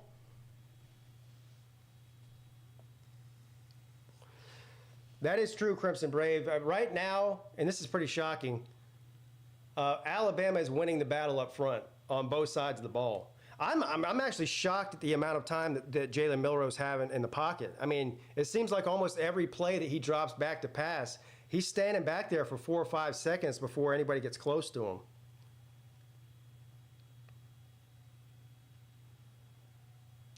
Slim Shady all week has been saying that Georgia's going to lose by double digits. I wouldn't, yeah. We're a prisoner of the moment, but it's like I said, Georgia is one of the best second half teams in the country. Seems like every week. I mean, look at all the games that they've come out and looked flat in the first half and then just kind of opened it up in the second half. I'm not saying that's what's going to happen today. I'm just saying it's a possibility. What's up, Go Tigers? Speaking of good O-line coaches, Matt Luke on deck for Clemson, hopefully. That would be the Garrett Riley hire last year was a ballsy move by Dabo. Don't waste any time. You remember last year, as soon as the regular season was over, Streeter was out the door and Garrett Riley was in the door. This year, as soon as the regular season's over, fires 2 coaches, or he's already got guys on campus interviewing, offers a guy in the portal. So, look, I'm the first to criticize Dabo Swinney whenever I don't like what he's doing, but I got to give credit where credit's due. He's definitely serious about fixing what's going on there. Is Milroe a transfer? No, he's not a transfer. If so, Bama is shut out in second half after 17 points unanswered.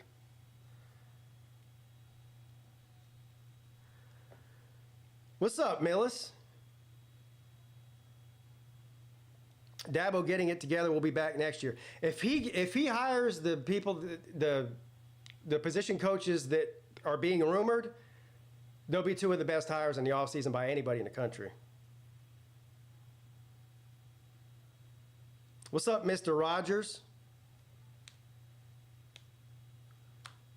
Now what Clemson needs to do, it's looking like they might get a couple of flips, too, in this recruiting cycle, which is really good. I think one of them is a commit to South Carolina. Maybe, I don't know if he's committed or not, but he's on the fence between South Carolina and Clemson. It looks like he's being now crystal ball to Clemson. There's another guy that might flip.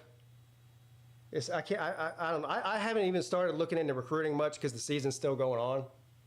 I don't usually start looking into that until the season's over with.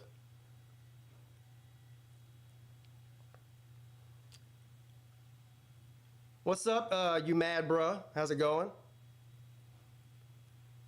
Andrew won $100,000. The Dr. Pepper football deal?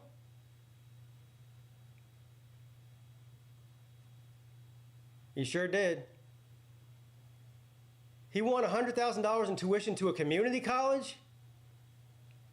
What?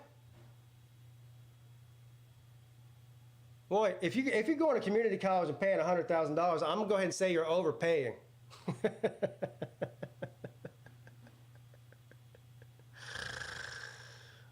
Pete, did Duke get their new coach yet? Not as far as I heard. Not as far as as recently as this morning. No.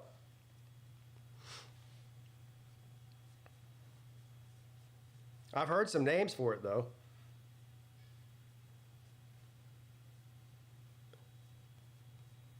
I don't believe anything with these names until it's official. I mean, it's 2 days ago, everyone on Twitter was swearing that Antonio Williams was saying he was going to enter the transfer portal, and then that's the last you heard of it. I don't know what to believe.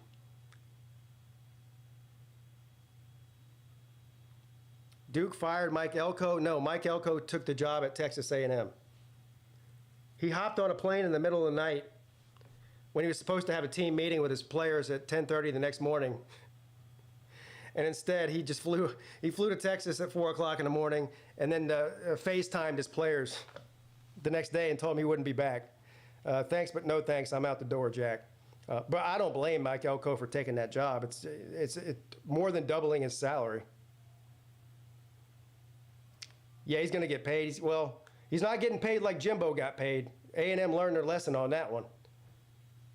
But he's getting paid $7 million a year for 6 years. That's his contract. What's up, Jimmy? They also did not guarantee Elko's contract the same way that they guaranteed Fisher's.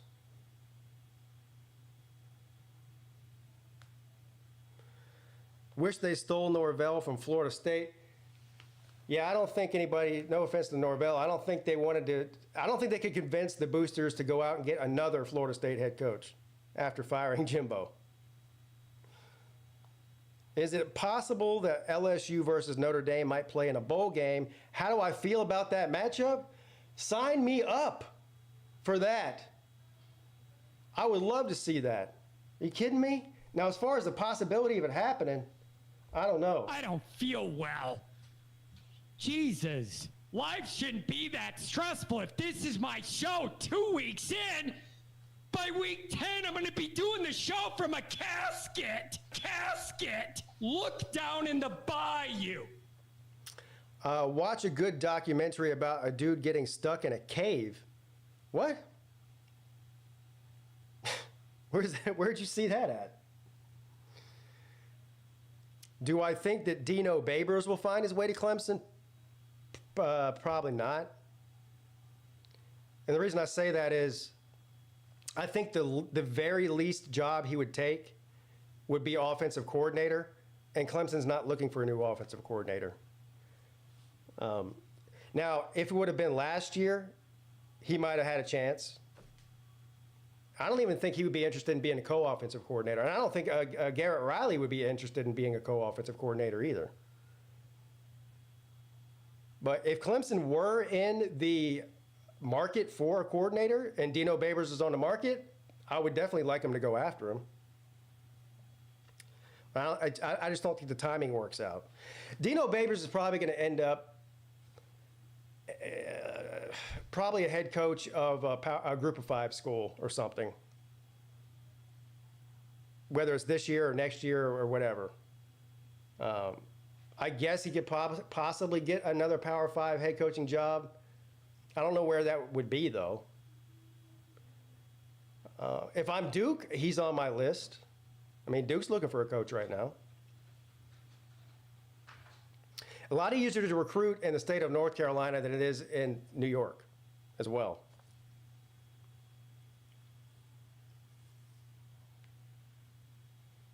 It's hard, it's hard to win at Syracuse for a lot of different reasons. It's called the Nutty Putty Cave. Now, if I go search Nutty Putty Cave, some weird shit's not going to come up, is it? You're not trying to trap me here, are you? Is it on Netflix?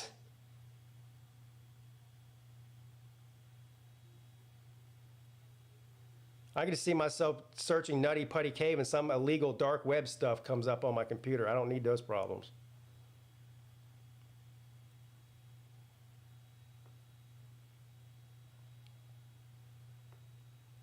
Yeah, being trapped in a cave would suck. I could say that. We went to some caves in they were actually what were those caves we went to? We went to some caves in North Carolina. What was that about this time last year, I think? Was it North Carolina? Yeah, North Carolina. Anyway, they take you in this cave. It was cool. It was really cool. But they do this thing because they have like LED lights on the walls throughout the cave. Well, they get you down in the cave and they're like, all right, we're going to turn out all the lights for 30 seconds just so you can see that there's zero light in here. And they turn the lights off. And, I mean, you can't see your hand in front of your face. There's zero light down there. I can imagine being stuck in that situation. That would be a nightmare.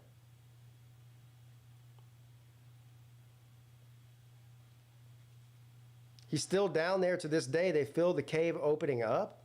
What? What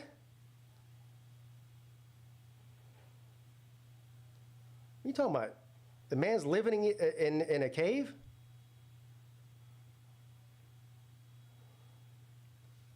Yeah, no thank you. There was actually some lizard that lives in that environment down there. I mean, there's no vegetation. There's no insects. I don't know. It's a tiny little lizard. I forget what it's called. But it actually lives in the cave and never sees sunlight in its entire life. And it's like whatever, 30-something degrees down there, 35 degrees in there. But I guess they said he eats like these microscopic parasites on the rocks on the inside of the cave. But that's the only living thing down there. I mean, you can't even, mold won't even grow down there.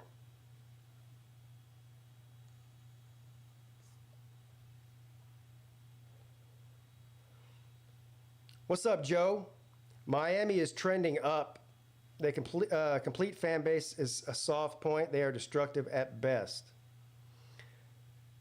Yeah, Miami's fan base is a trip. They're entertaining to watch from the outside. I don't think I've ever seen a fan base that fights more with each other than Miami fans. I mean, all fans do this. Like, there's Clemson fans that get mad at me whenever I say something that they don't agree with. Whatever, that is what it is. But Miami fans, they go at it with each other all day, every year. This is the best channel for learning about caves and Lisa Ann.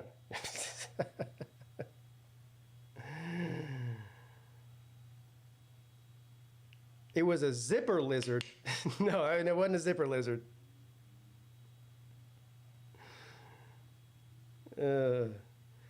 Yeah, so, that reminds me. I forgot all about that. Tomorrow is the selection day, the final selection. What time does that come on? Let me see here.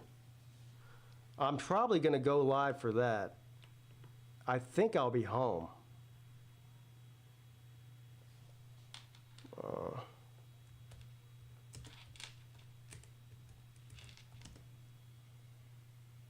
It's on at noon. Okay, noon. Yeah, I'll probably be on the air for that tomorrow too. Even if I only stay on for 30 minutes or whatever.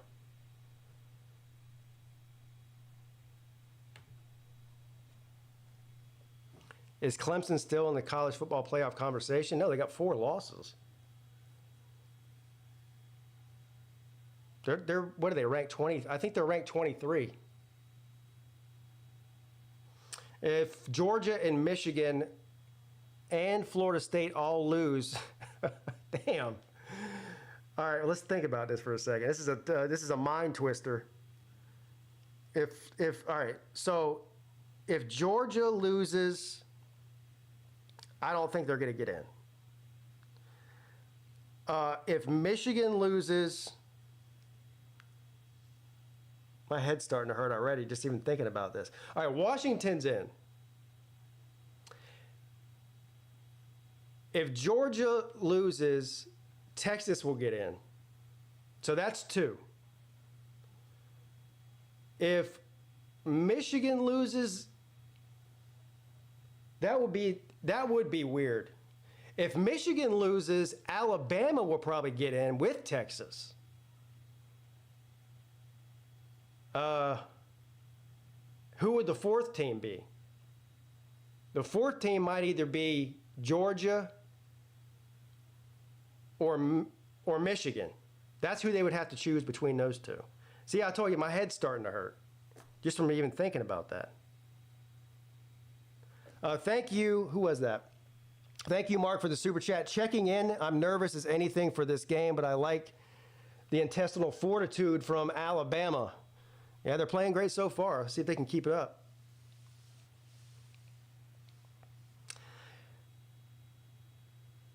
Yeah, that would be a nightmare situation for the committee if all those teams lost, like you just said.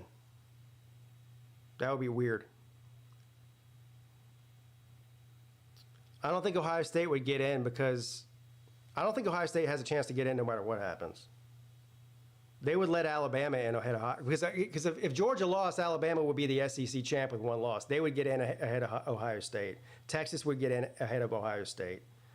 And honestly, even Michigan, even if they lost to Iowa, would get in ahead of Ohio State because they have a win over Ohio State. Ohio State can't get in. It's impossible at this point.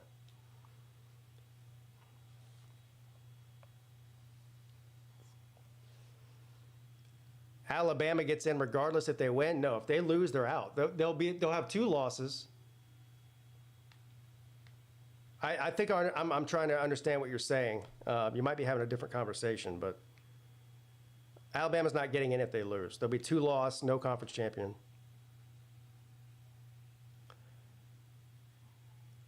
Yeah.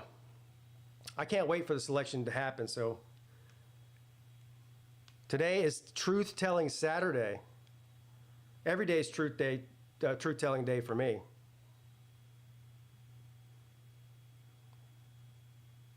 Yeah, that's why, as much as I hate Florida State, I'm rooting for them to win today.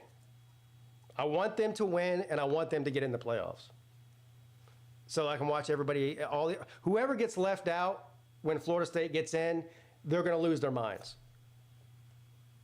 What's up, Bradley? All is well. I am alive, and I think I'm healthy. I don't know. I probably should go to the doctor and get some blood work done, but I think I'm healthy.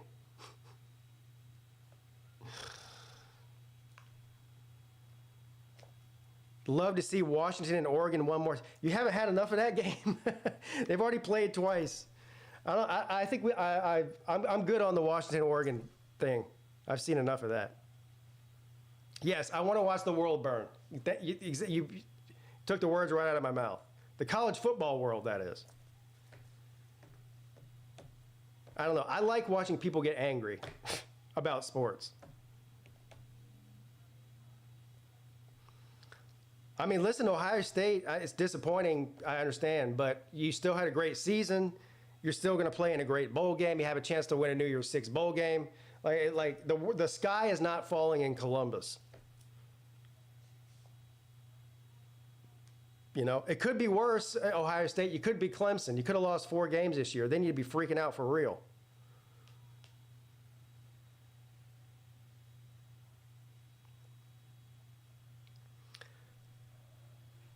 Yeah, if Georgia loses, Uncle Lou, he'll make some money today. Let's put it that way. So it's a win-win for him. If Georgia wins, he's happy because they won. If they lose, he's going to make a ton of money. Because he's probably going to get a video that has 100,000 views on it. Play the video. He just posted it. I'm not going to play it on my channel out of respect to him.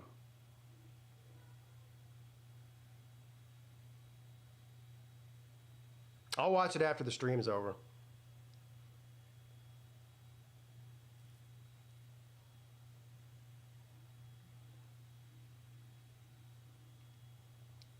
If the Noles can win, we're getting a lot of injured O-line healthy plus a big-time D tackle.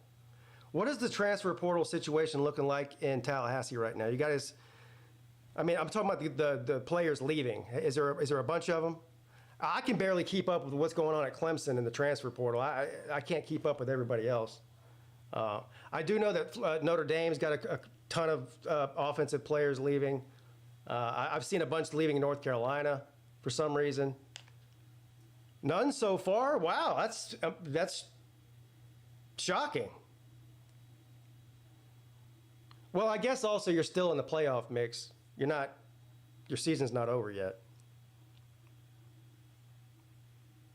Where's all those doubters at, Pete? I don't know. I don't know, man.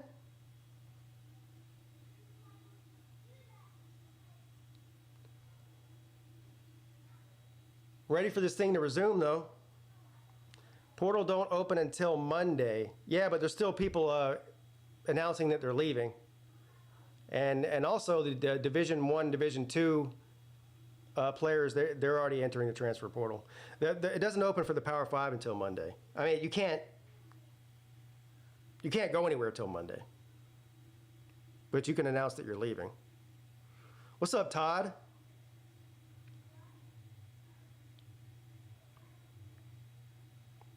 If Bama goes on to, what's up, Pro Potato? Yeah, if Bama goes on to win and Florida State wins, the SEC is out. Yeah, that's what a lot of people are hoping for as far as the chaos. It would be funny if the SEC got left out because, look, this is what, again, I really don't care. My team's not in it. So it is what it is. But the SEC does this to themselves with the conference pride, running around, beating their chest about the best conference, best conference, best conference. So, yeah, people are going to laugh at you if you get left out of the playoffs. And it doesn't even really matter. Look. There's a scenario every year where it's not necessarily the 4 best teams in the playoff. They need to reword the way that they say it because they claim it's the 4 best teams, but it's really not. They really put the 4 most deserving teams in, and those are 2 different things. Yeah, I'm with you, Nature Boy. I fully respect that about you.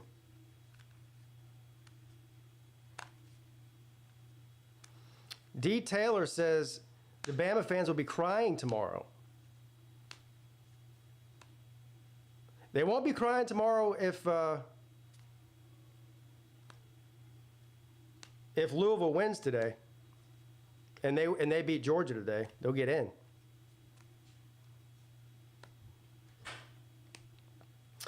If you beat the number 1 team with only 1 loss, I don't care who you are, Bama should get in. Problem is there's only 4 spots. You know, and they lost to Texas.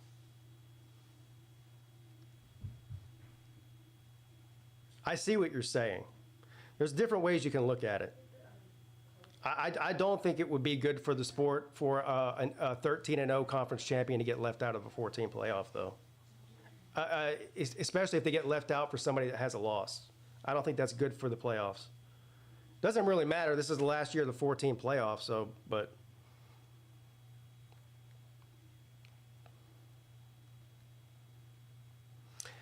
Yeah, if this year was 12 teams, there would be some fun games this weekend, for sure.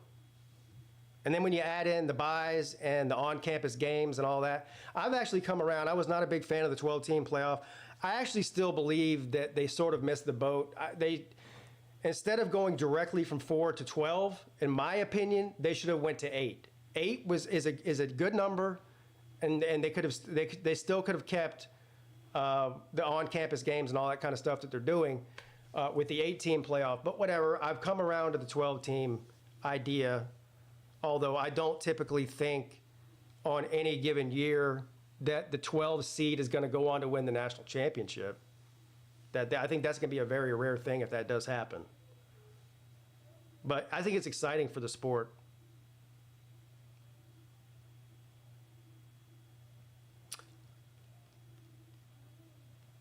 Florida State has to be in if they win. I agree that they do. But as people have been telling me all week, Kirk Herbstreit disagrees with me. I'm willing to bet there's a lot of things that Kirk Herbstreit disagrees with me about. So.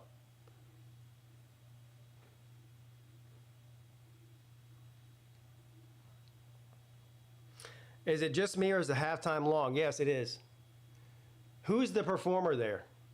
They had Nelly at the Texas game, and that was an extra long halftime. The championship games halftimes are always longer than normal.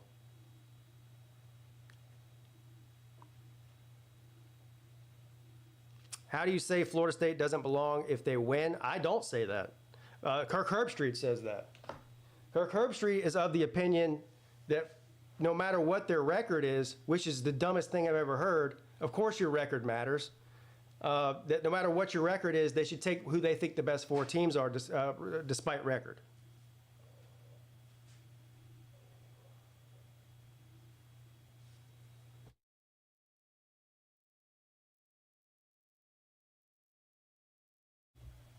But yeah, I totally disagree with that. I mean,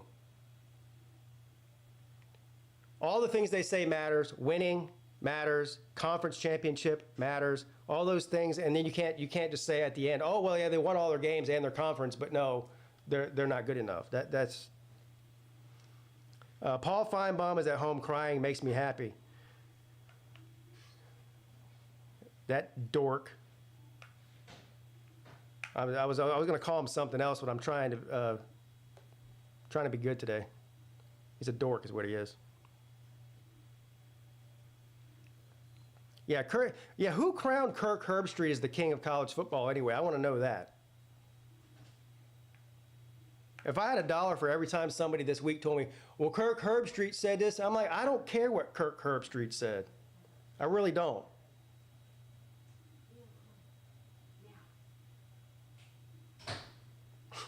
Kirk Herbstreit.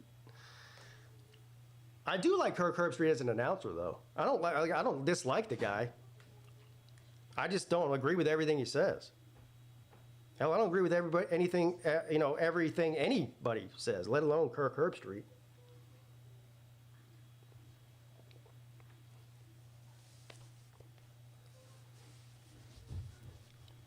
All right. Oh, game's back on. All right, here we go. So Georgia gets the ball to start the second half here. We're back in business. Let's hope for a good game with no injuries. How about that? That's all I care about. Move my microphone up where it's supposed to go here. There we go. Okay. We'll see if the Georgia offense has got a revitalization going on here at halftime. Because outside of that first drive, they weren't doing very well in the second quarter. All right, 1st and 10. Dump it off. First play again, Brock Bowers. Good defense there, though. They got maybe about 3 or 4 yards out of that. If Georgia's going to get back in this thing offensively, number 19 is going to have to be a big part of it. I mean, he's the best player on your offense. That's just a fact. 2nd down and 7.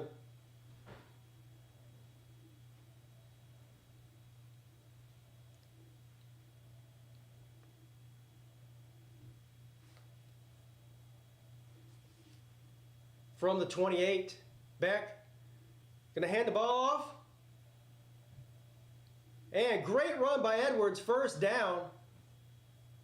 He's looking for a flag, but won't get it. I don't know why he's looking for a flag. Nothing really happened there. Anyway, first down for the Dogs.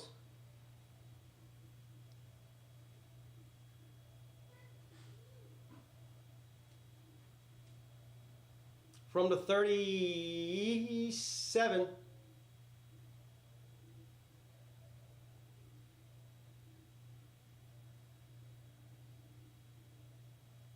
Beck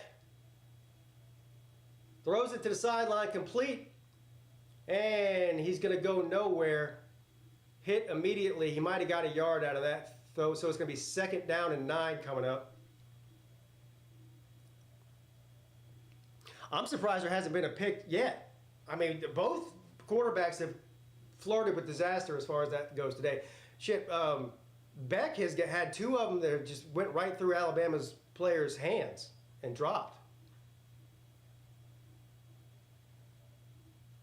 2nd down and 9. McConkey on the sideline. Beck throws it short of the sticks, and he's trying to get there. No, he's going to be a yard short. So 3rd and 1 coming up.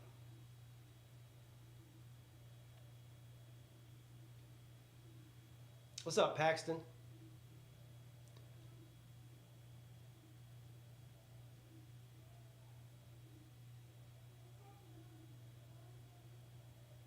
All right, 3rd and 1.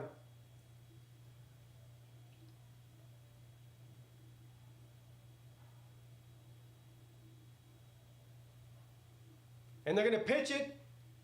A loss of 2 yards, stuffed them. Big stop by Alabama there.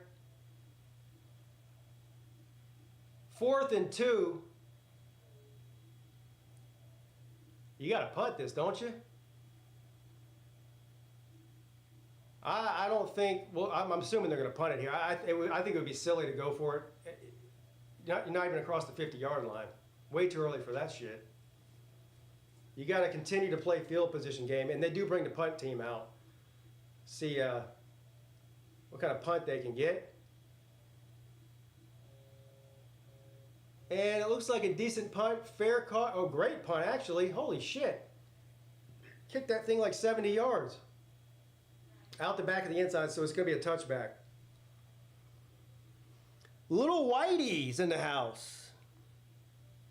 Thank you, JT13. I've been saying that since the damn start of the game. Alabama, right, especially with the lead, needs to play keep away. Use the clock to your advantage. Run the ball. Keep Georgia's offense on the sideline as long as humanly possible. That's the strategy here. I would not let Milroe go and start chucking the ball all over the field. There's no need for it. Run the ball, Paul. Did I just start live streaming? No, I've been streaming since 4 o'clock.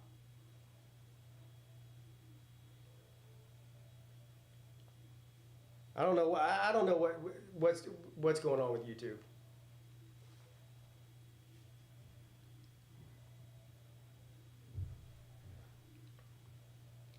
Is Lou okay? He's not streaming. I think he's streaming on Patreon.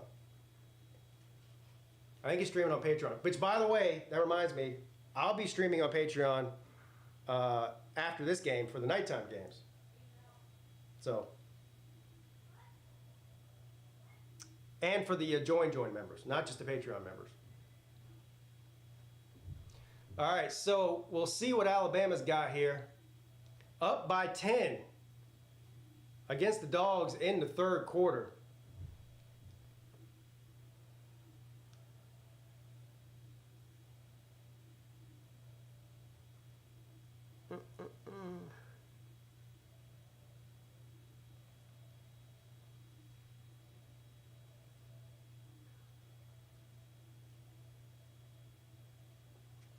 Again, so right now Alabama's winning the battle on the line of scrimmage.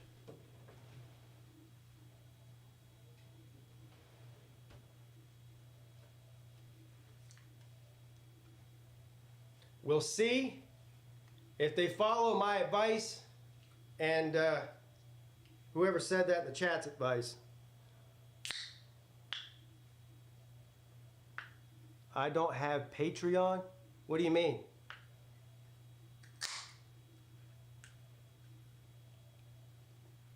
Anybody can have Patreon. It's just a website. There's a link in the description for my Patreon. 1st and 10, and they do run it for 3 yards. Williams. 2nd down and 7.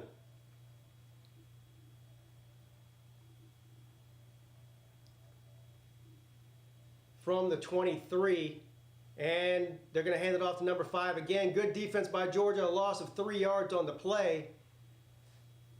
We got a. This is a hard-hitting game here now. Now they're playing old school football up front. 3rd and 8 after the loss. What's up, Pete Magaha? Magaha, 3rd and 8. Milrow back to pass, and he throws it deep. Oh my God! Incomplete. Did he just drop that? Again, another bad pass. He's had all these deep passes. He either overthrows them by 10 yards or underthrows them to where the receiver has to stop and come back to the ball. He's just not accurate downfield. So now they're going to punt. And a fair catch called for at the 30. So Georgia's going to take over from their own 30-yard line. Good defense there by the Dogs on that drive.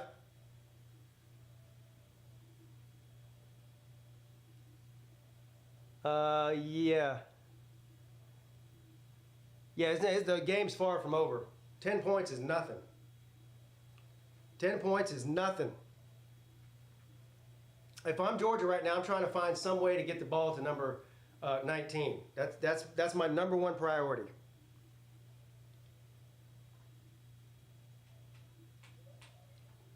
We're going to use our bowl game to give some younger players some experience, get ready for next year. Well, the main thing about the bowls, making a bowl game, no matter which game it is you get the extra practice time. That's the thing the coaches like about it the most. Yeah, give some of your younger players a chance to play and get some actual game experience under their belt for next year.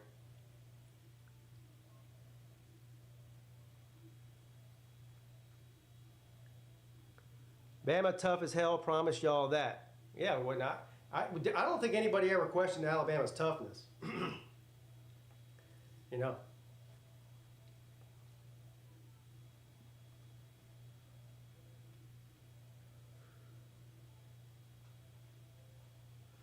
These commercial breaks are ridiculous. Did anybody time the halftime? I think the halftime was at least 30 minutes long. Well, people who say that Alabama isn't good, well, they're one of two things. They just hate Alabama, right? Like maybe they're an Auburn fan or whatever. Or they're trolling. That's the only two reasons anybody would say that.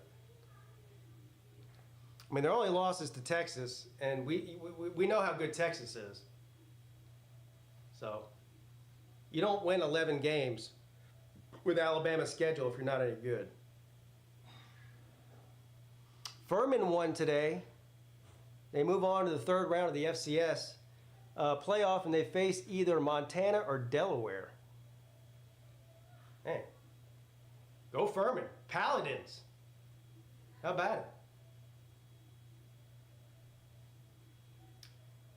All right, so the third possession of the second half. Georgia had to punt, Alabama had to punt. Now we'll see what Georgia's got in store from the 30-yard line.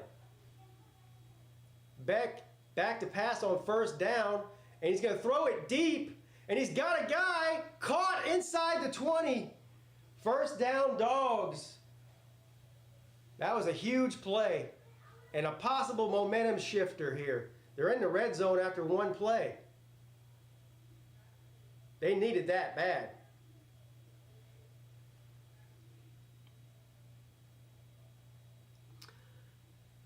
Reviewing the catch for some reason. Why are they reviewing the catch? To make the game longer, I guess. Anyway, first down.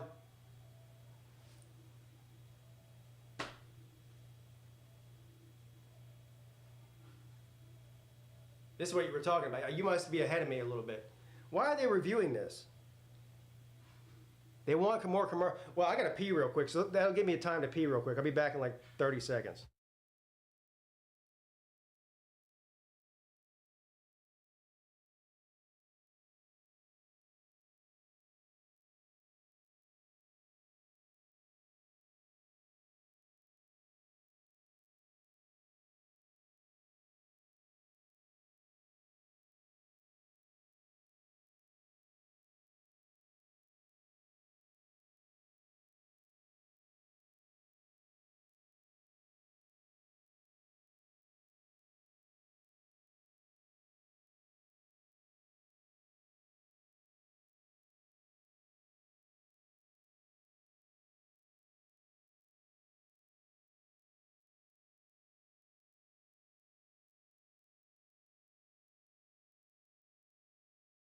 Again, I go pee, I come back, they're still reviewing it. What? I don't understand what they're reviewing.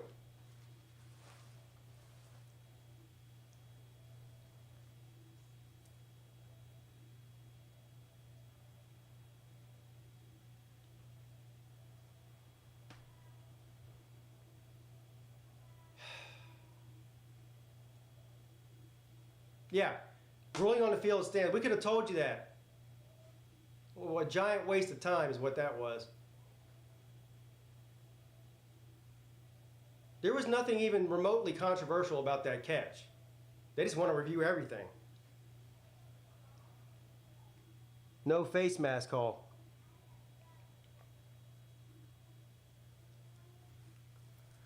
You can't call a face mask on a review. You have to call it on the field, though. So, anyway. Finally now, first down, a pitch to the running back. Good defense there. Picks up about 3, 2nd and 7 coming up.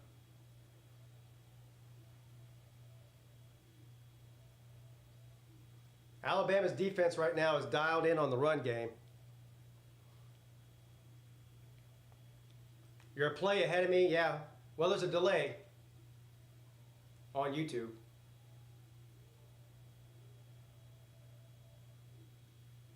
Uh-oh, we got an Alabama player down here. Looks like a defensive back. Let's see what happened to him here. He took a shot to the shoulder/neck head area here. Hopefully he just got some kind of stinger or something. Hopefully that's not a concussion. How are they missing these calls on Alabama? What's up, Trevedon? I think is how you say your name. ACC 6-4 against the SEC. That is a fact that cannot be denied because facts cannot be denied. They're facts.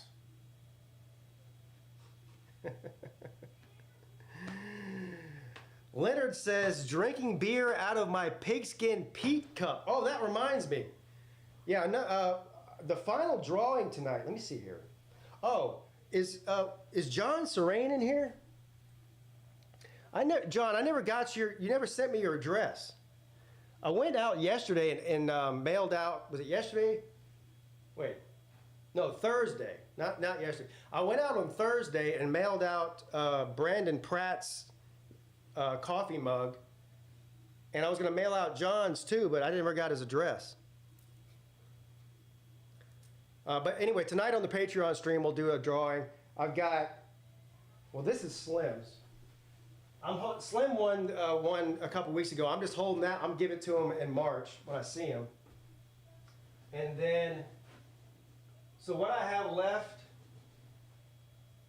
I guess a coffee mug for John. So I've got one of each left. I've got one of these. Put this down. I've got one of these left. That's the beer, the pint glass, and one coffee mug left. So I've got two things left. So we'll give away one of them tonight. Maybe both of them tonight. I may as well just go ahead and do both of them since it's championship week.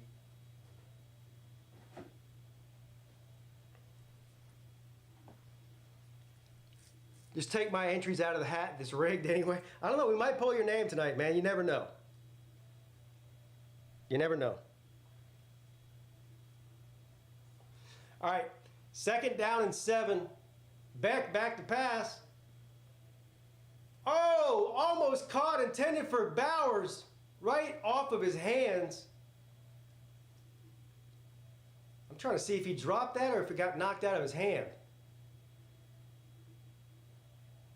Yeah, it was kind of an awkward thing. It was kind of a combination of both. Looks like the Alabama defenders, he put his arm up and that interfered with the catch. So good defense there by Alabama. 3rd and 7 now.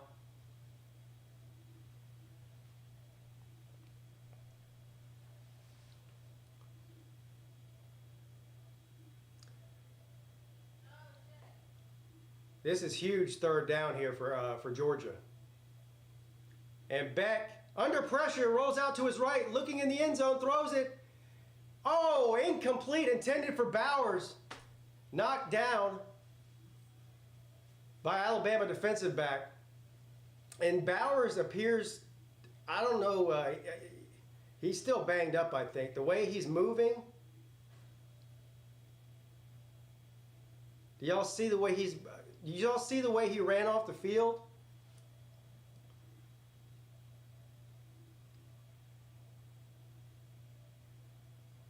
He's in some kind of pain, I think. 4th and 7, they're going to kick a field goal here, 34-yard field goal attempt. And it is good. So, Georgia drives down the field, settles for a field goal, but brings it to a 1-touchdown game. Are y'all entertained? I am. I've got no complaints.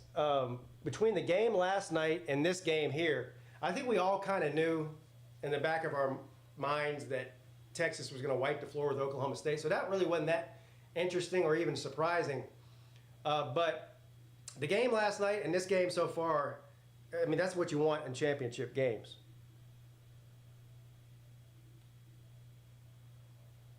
I have a feeling that the Florida State and Louisville game is going to be pretty entertaining too. So I'm really looking forward to seeing that. If we're going to see another blowout, it's probably going to be Michigan blowing out Iowa. We'll see.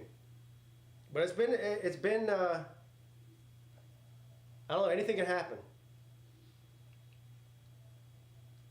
I would go as far as to say that the Michigan fans running around calling themselves America's team, is it safe to say that tonight Iowa is America's team? Because it seems to me everybody wants Michigan to lose because of the cheating thing.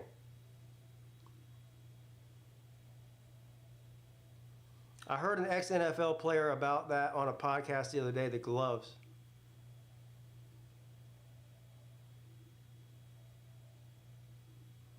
Gotta admit, I was dead. Well, everyone was dead wrong about Washington.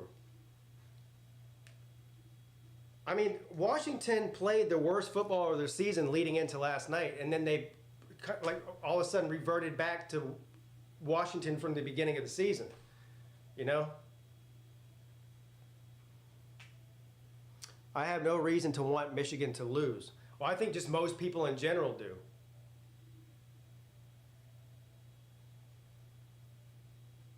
Got healthy. Yeah, well, that helps. Especially Penix. Does the coffee mug come with free racetrack refills? I don't know. You'll have to go to your local racetrack and ask them.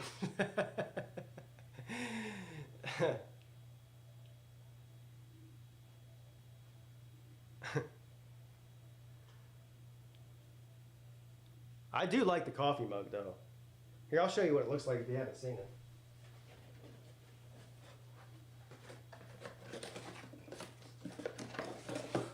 I've got the black ones.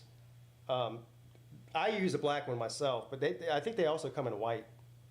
But that's what the coffee mug looks like.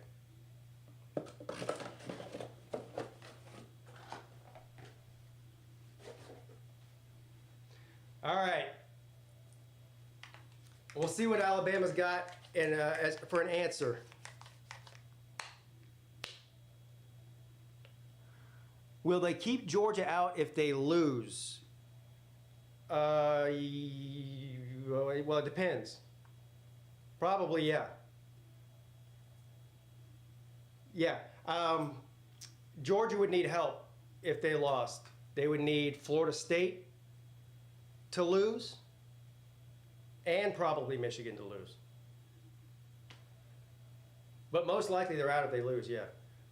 Is the coffee mug microwavable and dishwasher safe? Yes, it's both of those things.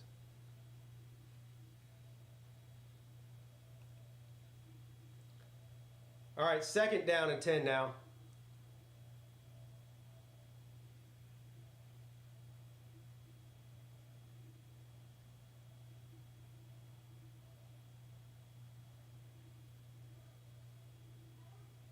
Eight minutes and 48 seconds left in the third. 2nd down and 10 from the 25.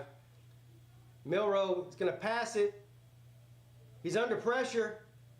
Almost tripped up. God, look at this. So all that running just for about 2 yards.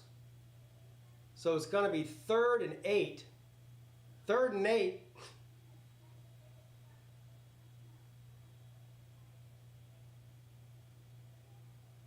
A 60% chance.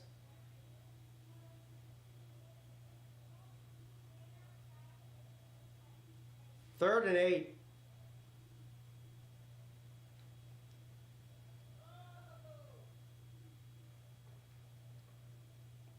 Another low snap, but Milroe's got it, throws it. What a catch! 1st down, what a catch by Burton.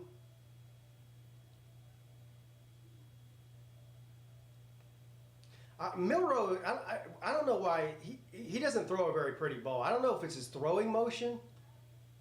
And I said the same thing last night about Michael Penix. Obviously, Michael Penix is a great passer. I'm not saying he's not. But first of all, he's left-handed. And he's got a weird sort of throwing motion. I don't know how to explain it. All right, 1st and 10, they're going to pitch it. And a good run on 1st down for about 5 yards there.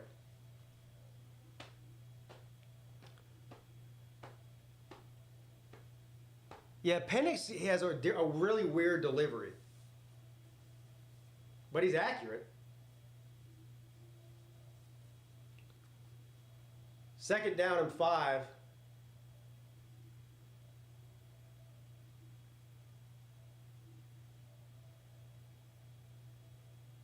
And they're going to do sort of a end-around pitch here. And he's going to be taken down. Flag. Oh, they're going to call a horse collar on that. They're going to call a horse collar on that. And Kirby Smart's hot, son. He's hot like a poker. Like a poker. I don't know about that call. That looks like, let me see this. Yeah, I don't know about that. I think that was a bad call there. He did grab him by the shoulder pads, but he did. The horse collar, I don't know if you call that a horse collar. It's close. But he didn't get inside, he didn't get underneath the pads or inside the pads. It was all on the outside of the pads. You see? I think that's a legal tackle. 1st and 10, Bama. After the penalty. Inside the 40-yard line, Milroe is going to hand the ball off. Boy, another good run on first down, 6 or 7 yards on that run by Williams. Second and what, 3 or 4 coming up. Run the ball, Paul.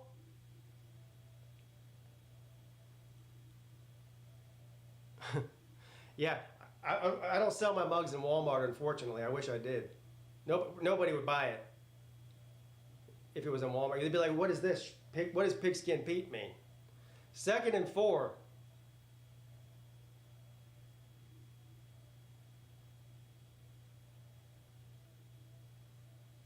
Milroe throws it deep into the end zone.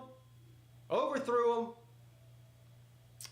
But there is a online store in the description that does have the coffee mugs and the beer mugs and other stuff. Shirts, hoodies, whatever. And I believe everything's on discount right now for the holidays too. Prices went down. And I think it's free shipping right now. All right, 3rd and 4, inside of 6 minutes left in the third quarter.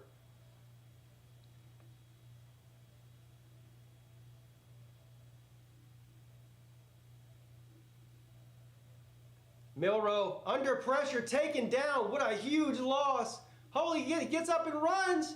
What is going on? Was he not down? What is going on? They're playing backyard football out here. Milroe doesn't think he was down. We'll see here. I don't know. Was he?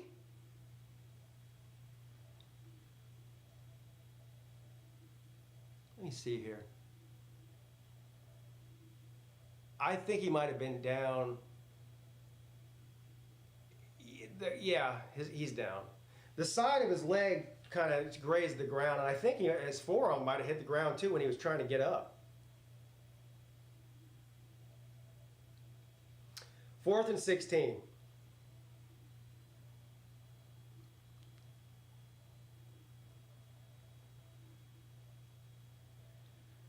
So that was a huge play because that knocked him out of field goal range. They were in field goal range before that play happened.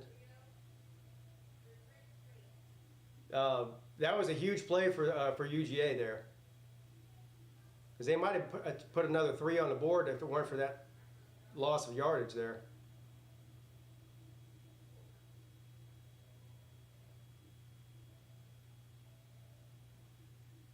And Alabama punts it. A short punt, but an effective one. Fair catch at the 5-yard line. So good punt by Alabama there. 4.5 minutes left in the third. Look who is here, George. George, how many beers have you had today? Don't lie.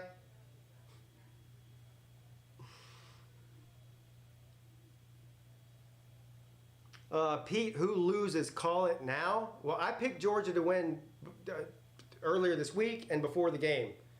I can't change my pick.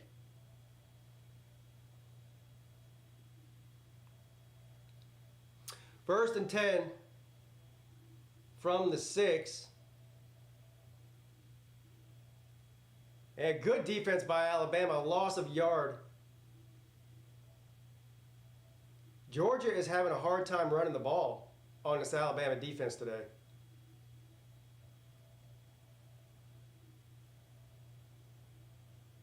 And they're in dangerous territory here. The one thing, two things you don't want to do here if you're Georgia. 1, turn the ball over. 2, safety. Any outcome other than those 2 things is what you want right now down here on your own 5-yard line. 2nd and 10. Beck throws it to McConkey. Caught across the 10-yard line. 3rd and 4 coming up. McConkey. You've only had 5 or 6? Okay, good.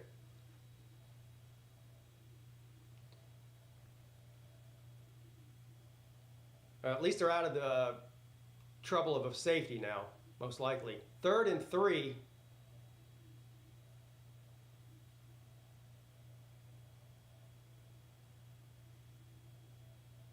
kind of an odd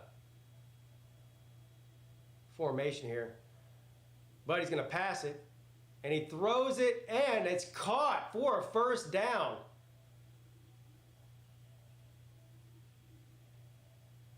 Good catch there. He was covered. He was covered and probably interfered with, too, and he still caught it. That was huge there. First down from the 22. And it looks like Georgia's about to row that boat. They're rowing that boat. They're going backwards. The idea is to go forwards. Don't listen to PJ Fleck when he tells you that rowing the boat backwards is good. It's not. Not in football, it's not.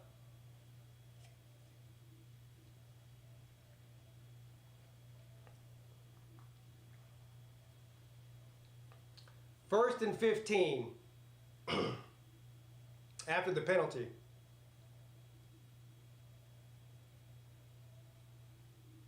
From the 17-yard line. Back in shotgun. He's going to pitch a fumble. Oh, shit, who got it? Alabama's got it at the 10-yard line. Oh, my God. What did I say? What did I say? What did I say? Two things you can't do. Take a safety or turn the ball over deep in your own territory. This is Clemson shit here. I'm spitting. What? They're getting cute with it. You know what I mean? How about just, if you're going to run the ball, just line up and run the ball. Don't be all this trick bullshit. Fake hand off to him, but I'm going to pitch it to him, and nobody knows what's going on. So that's a huge turnover. That's the kind of shit right there that makes you lose a football game. That's the first turnover of the day, isn't it? By either team. Yeah, it is. So Alabama, 1st and 10 from the 11-yard line after the turnover. And Alabama's going to run 3 yards on the play.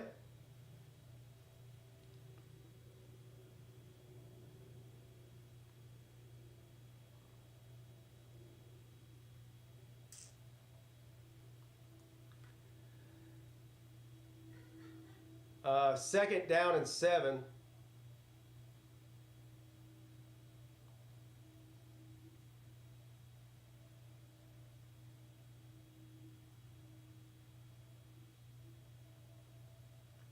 Milroe's going to keep it. And he goes nowhere. He might have lost a yard. Third down coming up.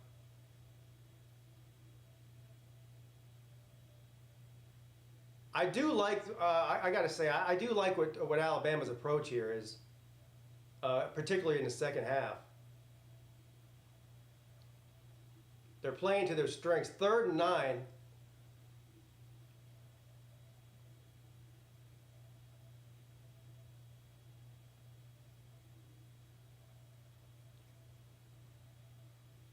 From the 10. Play clock at 3. Ball is snapped. Milroe under pressure throws it in the end zone. Was it caught? No, I think he dropped it. Burton dropped it.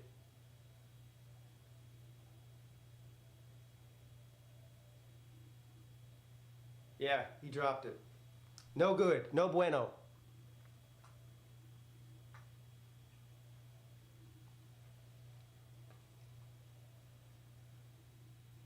Yeah, you got to catch that one. That wasn't on Milroe. That was on Burton. Should have caught that ball. And so they're going to kick a field goal here, and the field goal is good to make it another 2-score game. There's less than a minute left in the third here. 20-10. Alabama over the Dogs. Beck is starting to look a little, he's starting to look a little nervous.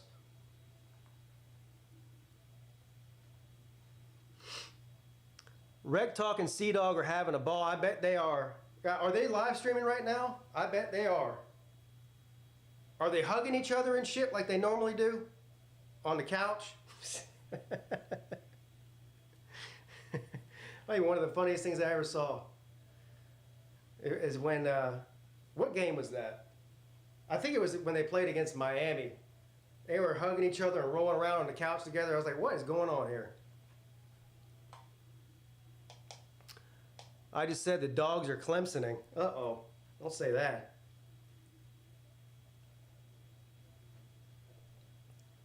They are live streaming. Boy, y'all might, if you're Georgia fans, if you're a Georgia fan and you follow C-Dog on YouTube, you might have to mute him if y'all lose this game. I'm just going to go ahead and tell you that right now. He's one of the people be more happy if Georgia loses than when his own team wins. That's how much he hates them. I have best friends too. I guess I just behave differently.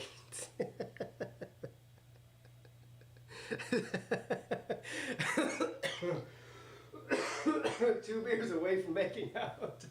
Well, it's a good thing neither one of them drinks.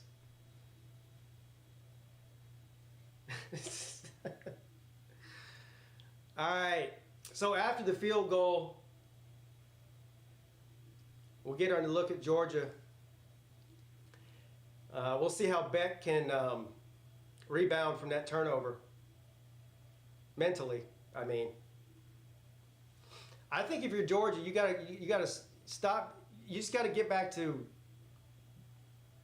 the basics here. Don't try to do anything too crazy.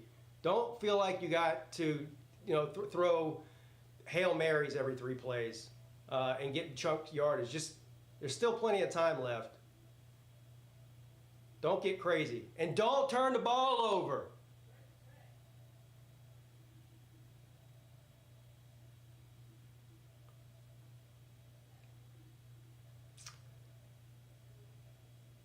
All right, first down, back to pass. Dumps it off in the flat, caught. About a 5-yard gain there. 2nd and 5 coming up. Very sloppy game. Neither team deserves to be in the playoffs. I disagree with that. I disagree with the part where you said neither team deserves to be in the playoffs. 2nd and 6.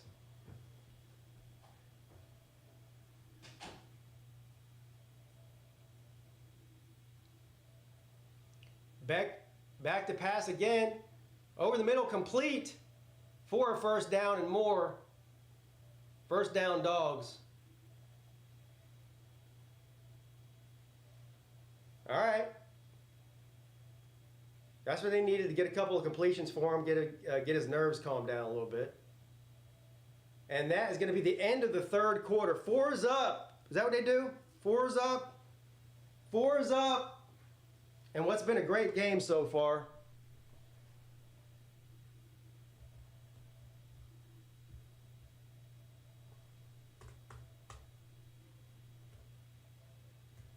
Fourth quarter. Alabama 20, Georgia 10.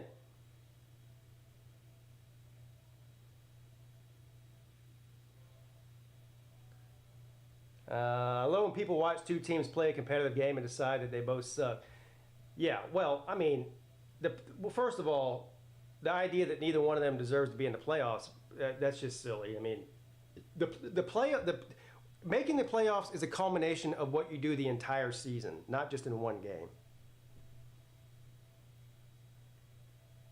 And my answer to that would be, okay, if you don't think either one of them should be in the playoffs, tell me who should be in there ahead of them. And then show me that they don't have a game where they played sloppy at some point in the season. So.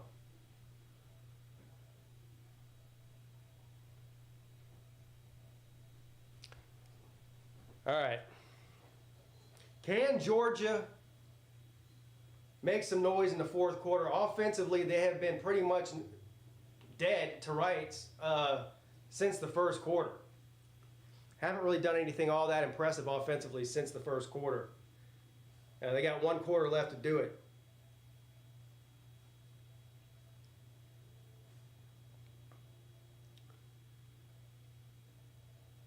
Right of the line, no matter how sloppy if Georgia wins, they deserve to be in there as they are undefeated. Of course they do. Yeah, I agree with you. That's the same logic I use for Florida State. Florida State goes 13-0 and wins the ACC. They certainly deserve to be in the playoff.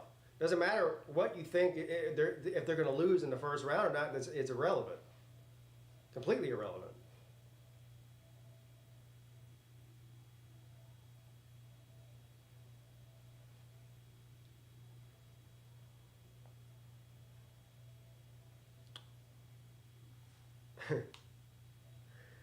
Look who's here, Mrs. Peete.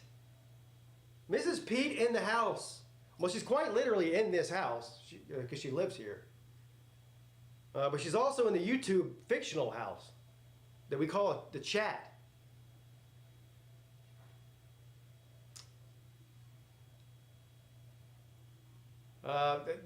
If Georgia loses this game, it's going to come down to that damn turnover. I'll tell you what, Georgia needs a turnover at some point. Pete, we needed a good game, and we got it. We got a great game last night. We've got a great game here so far today. And I have a feeling we're going to see at least one great game tonight. Possibly two. Definitely one. I think the Lousville and Florida State game has the potential to be a nail-biter. Now, the Michigan and Iowa game might be the most boring game you've ever seen, but I guess if I was able to get some points defensively, they might be able to hang in there. I don't know. But if you like offense, I don't know if I'd be looking forward to the Iowa and Michigan game too much.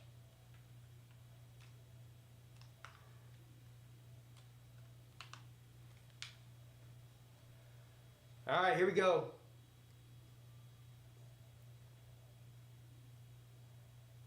First and 10 Dogs to start the fourth quarter from their own 38-yard line. Carson Beck in shotgun. And he's back to pass under pressure. Runs into his own. He tries to take off and ran into his own player. Anyway, he's taken down for a loss of yardage. Lost 3. Second down and 13.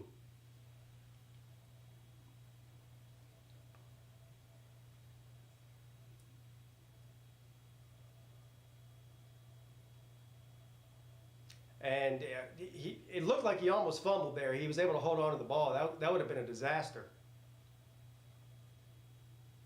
Second down and 13. Beck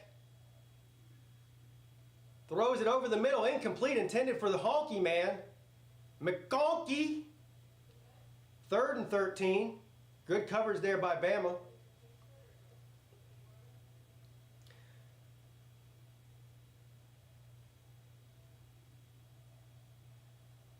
McConkey's coming off of the field here.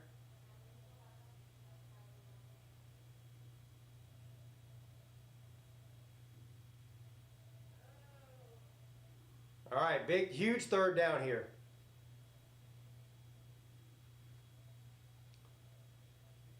Beck throws it to the left sideline.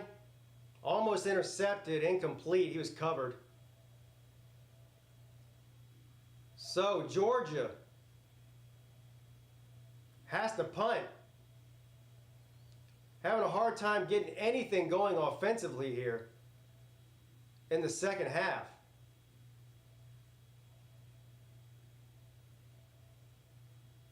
Georgia desperately needs a pick six or something, a fumble recovery, something to change the momentum of this game, because right now Alabama's got all the momentum in the game. And the punt is up. Decent punt, fair catch. All right, so Alabama, 14 minutes left. Alabama's got the ball. How many picks does this secondary drop tonight? That's at least 3. There was 2 I know in the first half, for sure. That's at least the third one. Yeah, he does. Beck looks.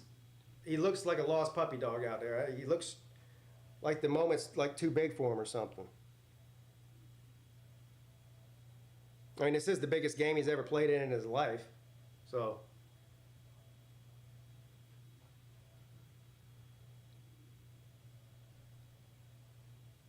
Alabama's got the control right now. Again, if you're Alabama,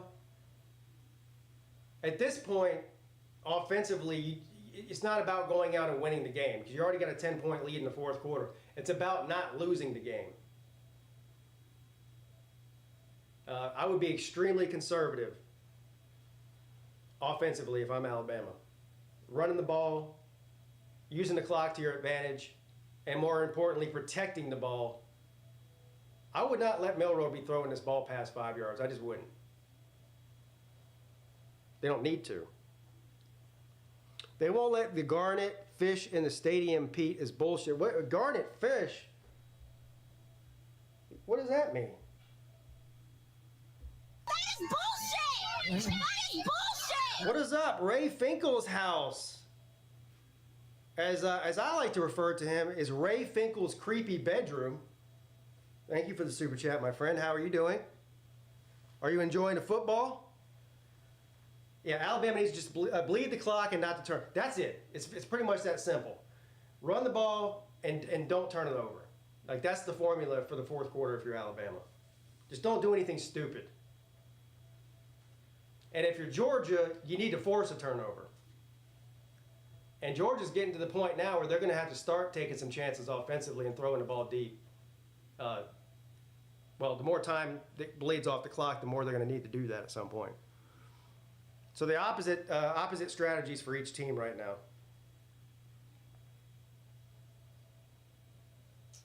now. Florida State has a fish that we bring to every game. You bring a fish to a game? A dead one? I'm assuming it's dead unless you're carrying around a tank of water. What are you talking? What is this fish you speak of? Garnet the goldfish. A goldfish? What in the hell? What in the God's name is going on in Tallahassee? Why are y'all bringing around a bag of goldfish into a football game for? What is the point of that? Plastic bag full of water. What? This is Finding Nemo?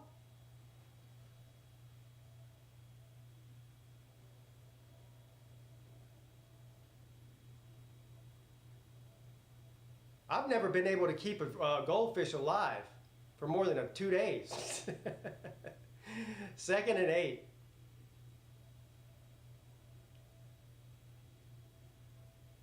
Milroe, under pressure, taken down for a huge loss. I'm surprised he didn't throw that ball away. I don't know what he's trying to do there. Again, what did I say? Why are they even throwing it at all for any reason? I don't understand what they're doing.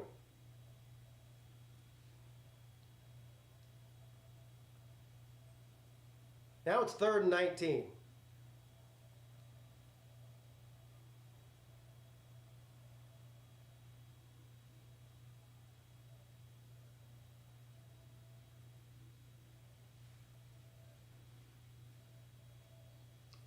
Alabama, total of 9 yards. What?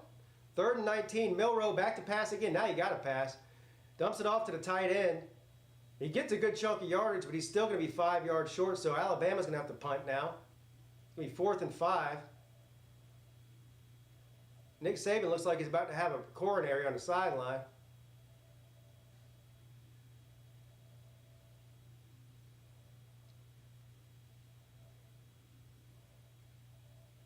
I don't really understand Alabama's approach on that drive. They're trying to throw the ball when they don't need to. Absolutely no need to. The clock is your friend right now. Kelly says, can both teams lose? Unfortunately, no. Somebody's got to win. Big return by Georgia. He's got room. And then he runs into a brick wall, otherwise known as a giant human being. But anyway, great return and great field position for the Dogs. They needed that, some kind of momentum shift here. That was big time play there. I see.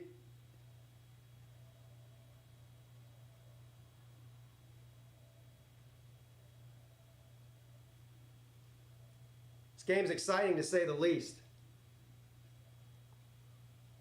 Claim garden as a support animal. I don't think a goldfish qualifies as an emotional support animal. I guess anything technically could be.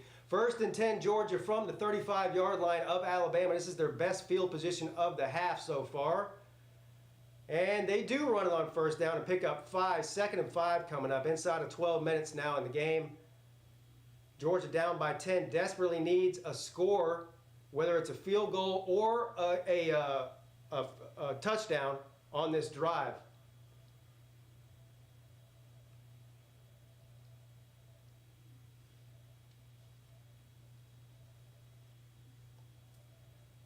Second and 5, and they do run it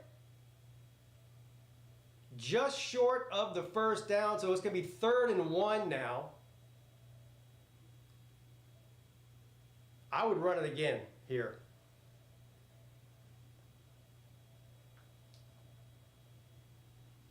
I would run it again here. But that's just me. What do I know? Not very much. Well, it's 3rd and 2 technically. I'd still run it.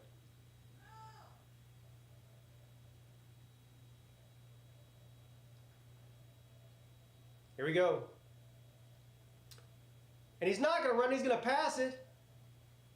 Incomplete. Flag though. Oh, flag. Laundry all over the field here. They're going to get Alabama for interference there. I got to see this again. I got to see this again. Yeah, so that's going to put Georgia rather all the way down to what? The 2-yard line, 1-yard line?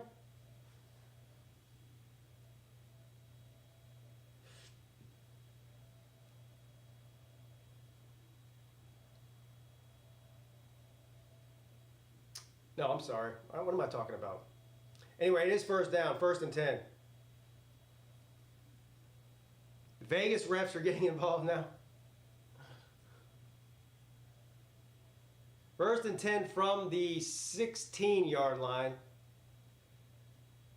after the pass interference call. And Beck throws it over the middle, caught by Bowers all the way down to the 1. I'm sorry, not Bowers, McConkey. I got my Hokies mixed up. Caught by McConkey all the way down to the 1-yard line. 1st and goal, Dogs. And touchdown, Carson Beck. So Alabama did exactly the things I told them not to do, and you see the result. We got a game here, folks.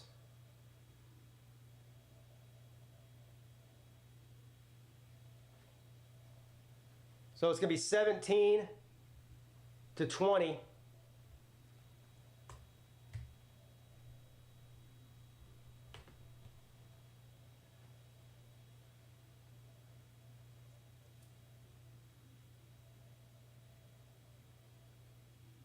And the extra point is good. 17-20. Georgia capitalizes with a bad offensive drive by Alabama and Milroe, a bad punt, a good punt return, and then a pass interference call. And they capitalize with a great pass down to McConkey on the 1-yard line, and then a quarterback keeper by Carson Beck. We got a 3-point game here. All white people look the same. That's actually true. That's actually true.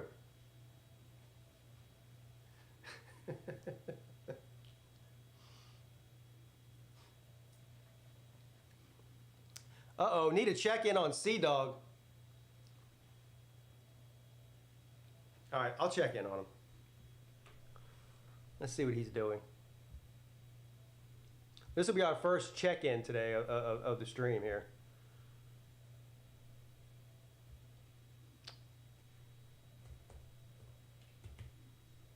Is that where are they streaming at? On Sea-Dog's channel or on Rex channel?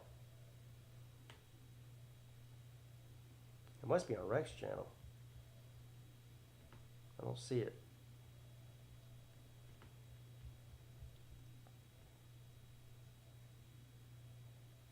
Yeah. All right, we'll see if Alabama's got an answer here. Was that the momentum shift that we've been talking about for the past? Rough, dude. There you go. That is rough. I literally can't think of a worse way to lose a game. Rec has a You join have it won, too. And you just kind of say, hey, we don't want it. All right, they're way too calm. They're way too calm. I feel like we're going to blow it. That's not... Where's your confidence, man? Get a hold of yourself. Wonder if Oregon fans are missing Mario yet. I don't know. Oregon had a good season.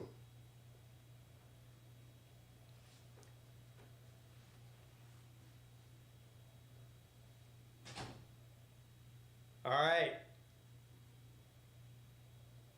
We're getting down to crunch time now.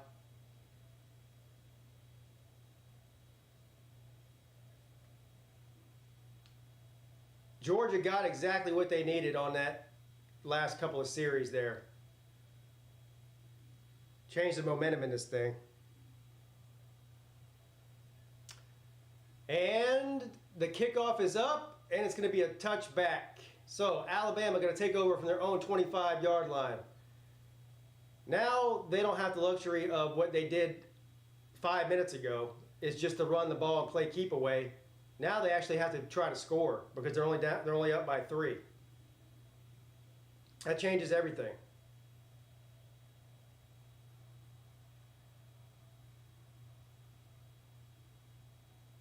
You know what we haven't seen a lot of in the second half is Milroe running the ball, not compared to how many times he ran it in the first half. And that's really their best offensive weapon is when he runs. 1st and 10 from the 25. Again, they're passing it. Milroe over the middle, caught. Great play there, close to the midfield. 1st down, Alabama.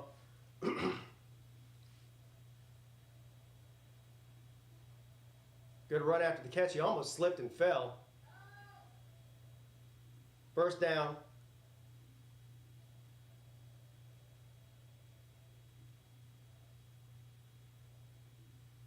And they do run it this time. Big run up the middle. Close to the 1st down. I think he's right at it. We'll see where they spot the ball here. Wide open hole in that line. Look at that hole. God damn, it parted the Red Sea there. They said he's just short. A 2nd down and 1. What's up, Roger Dodger? From the 44.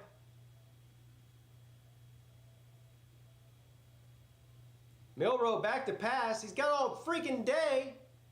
Throws it to a wide open receiver just sitting there waiting.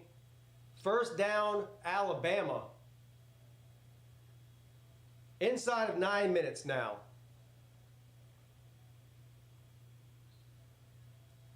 I'm with you. Who said that? Kelly. Yeah, run it.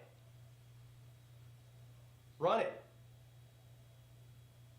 And run it after that. And then after that, run it again. Keep Georgia's offense on the sideline. That's the key if you're Alabama right now. Anyway, 1st and 10, 8 minutes and 36 seconds. Another low snap. Milroe gets it, hands it off. And about a 4-yard gain there. Goes out of bounds. 2nd and 7.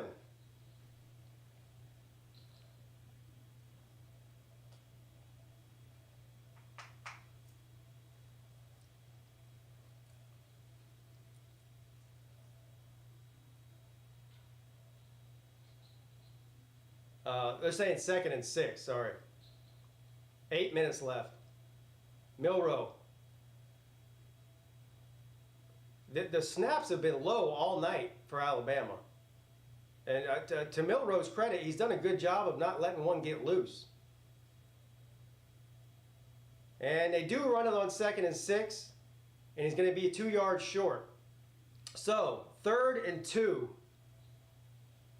Clock continues to run. 7.5 minutes and counting.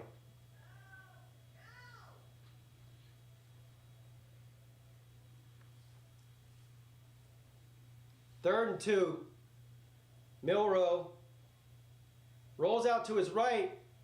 A pitch, thing, pass, whatever you call that. Inside the 10-yard line. What a play by Milroe. That was ugly as sin, but it worked. That's where he's dangerous in those improvisation. I mean, he's hard to get down. And he just did like a little shovel pass. First down, Alabama.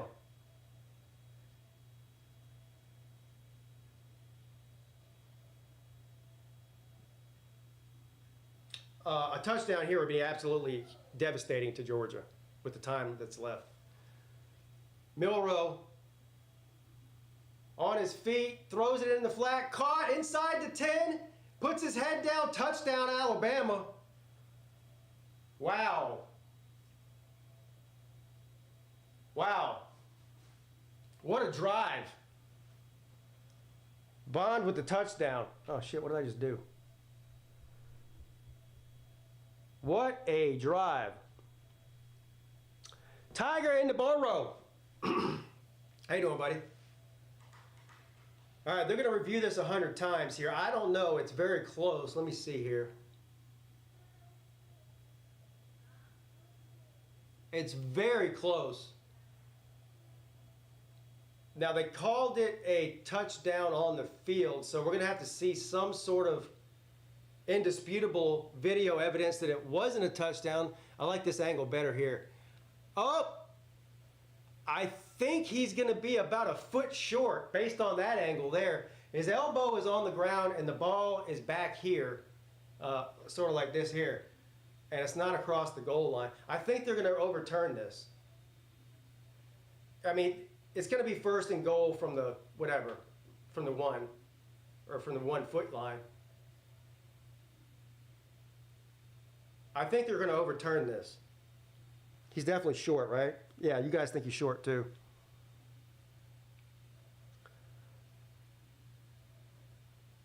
I'm glad they marked him short. We can burn some clock before we score. Who's we, George? You're a Florida fan. Why do you keep? Why are you saying we like you're an Alabama fan? We. He's definitely short, barely. 1st and goal now from the 1 coming up. Boy, if they try to do some stupid shit and pass it from the 1 yard line,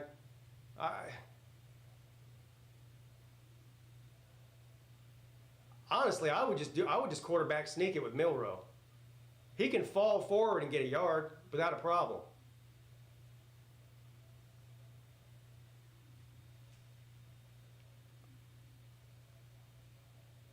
We are all Alabama fans. Not me. Speak for yourself. 1st and goal. I don't care who wins this game. I honestly don't. I'm getting what I wanted, a good game. 1st and 10. I mean, 1st and goal. I think that's a touchdown. We'll see. No call on the field yet, though. And are we going to get a call or what? What's going on here?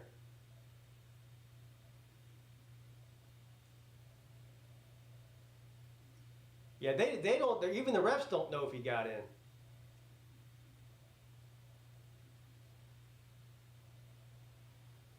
I think he's short. Yeah, they called him short. 2nd and goal now. Less than 6 minutes left. This time, they do hand it off, and I think they get it. That's going to be a touchdown there. Yeah, touchdown Alabama. Well, that is a devastating blow to the Bulldogs right there. Now you're going to go down 2 scores with 5 minutes left. All right, touchdown.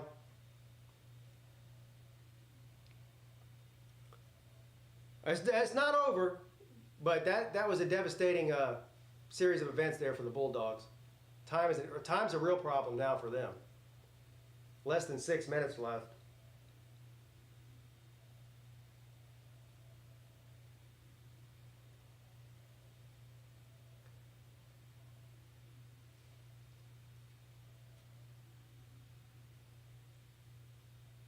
and the extra point is good. 27-17.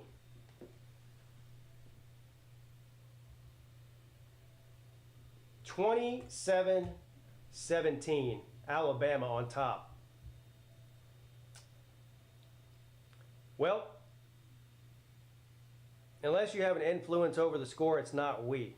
I will say we when referring to Clemson because I'm a Clemson fan. But I won't say it when I'm referring to another team.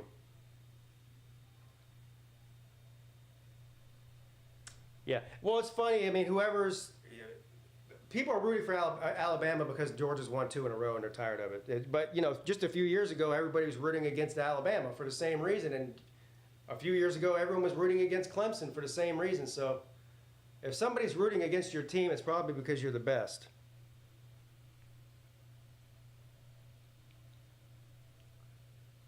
Clemson, rough year. Yeah, you can say that. The roughest year since 2010. My landlord is in here.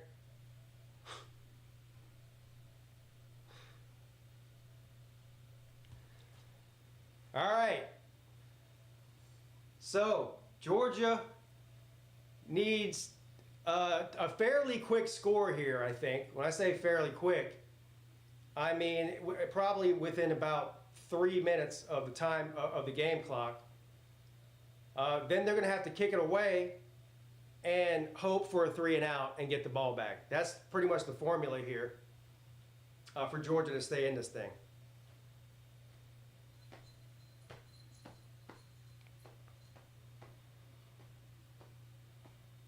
And an Alabama win here sets off a string of playoff scenario nightmares for the playoff committee. It's just the first. And that's assuming we don't have any crazy shit happen tonight in the ACC title game and the Big Ten championship. I can see Bama going 5 and Georgia going to 4 if Bama wins. Yes, I know that's unfair. No, I don't think so. I don't think there's any way. They would both have 1 loss, and Bama would have the head-to-head. I don't see how you have the winner of this game not ranked ahead of the loser in the final standings. All right, first down. Officially 5 minutes and 47 seconds. They're going to take over possession at their own 25-yard line. What you doing, Gato?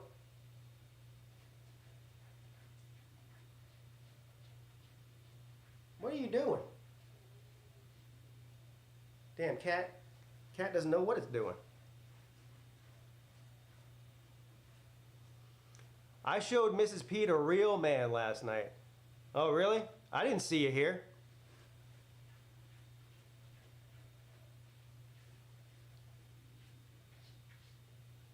First and 10. Beck throws it to Bowers, complete.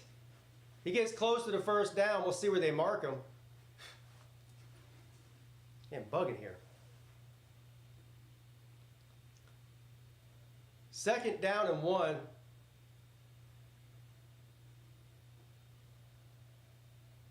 Beck throws it, incomplete, intended for the guy with 3 last names. It's going to be 3rd and 1.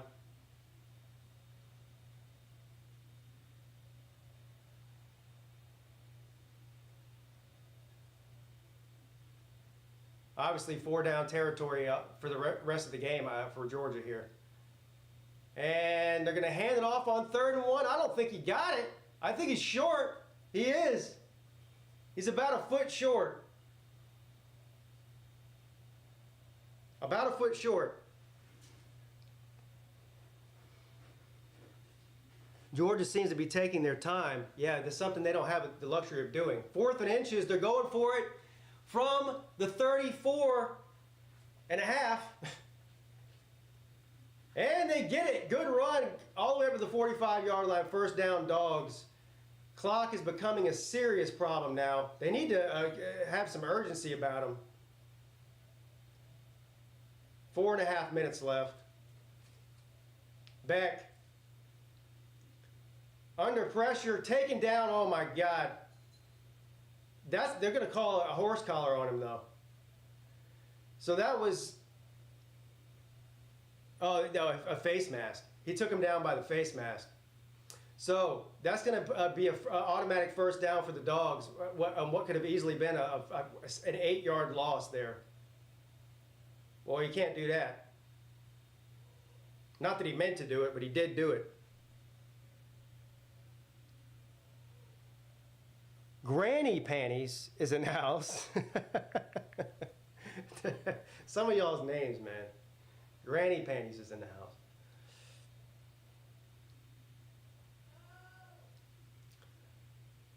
All right, so after the penalty from the 40, 1st and 10. Beck throws a dart over the middle. Caught. First down.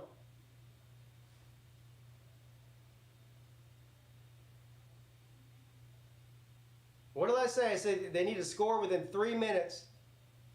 There's still 4 minutes on the clock. Beck on first down throws it. Caught inside. Brock Bowers all the way down to the 5-yard line. 1st and goal, Dogs. This game ain't over yet, folks. They're moving right down the field. Wow. Wow. Milton, he's not going to go down. He's fighting. Holy crap. Did he get in? No, he's short. On the 1, 2nd and goal. Back. I think he got it.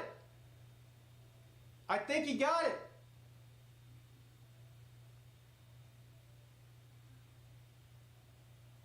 What did they say? They say he's short? Oh, he is short. He did fall down short. 3rd and goal coming up.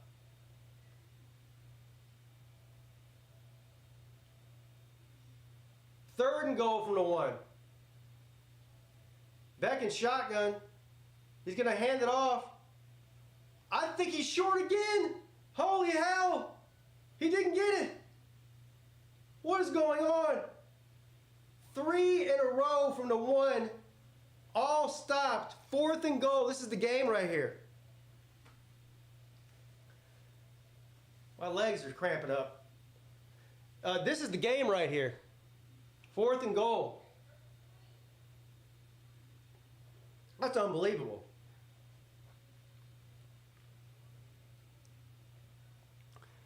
Fred K says, "Don't field goal. Don't be stupid."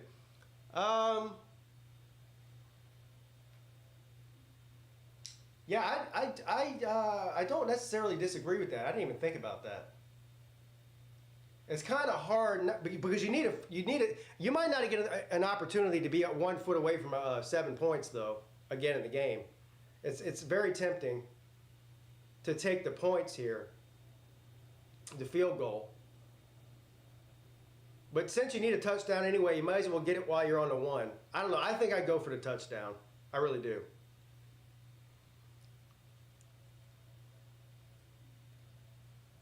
I would probably go for the touchdown here instead of the field goal.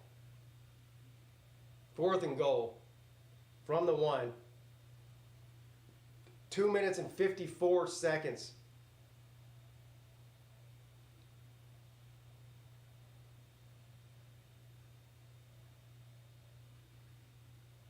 He got 2 running backs in this time, and one of them looks like he's an offensive lineman or something. He's got a giant human being, number 56, as the lead blocker. Touchdown, Georgia.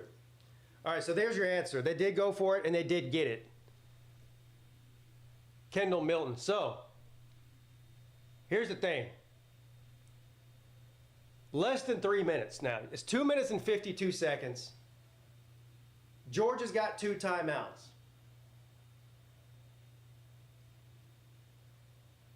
What do you do? What do you do? Do you kick it away? Do you attempt an onside kick? What are you doing here? I'm assuming they're going to kick it away, but 1 first down is probably going to end the game. Definitely 2 will. I guess you got to kick it away here. I don't know. That's a tough call.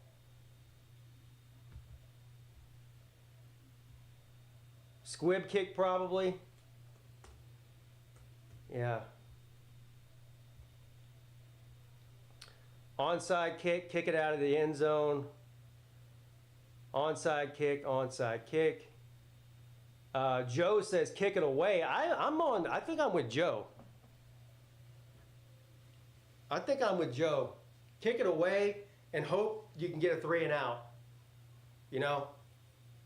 But again, that's the risk you run is if I think 1 first down, definitely 2 first downs, game is over.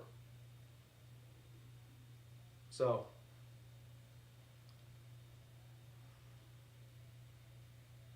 Bradley says away, kick it away. We'll see what they do. What do you, I forget what you think they should do. What do you think they are going to do? I would not be surprised to see if they try to do some sort of onside kick here. I think they're going to attempt to do something.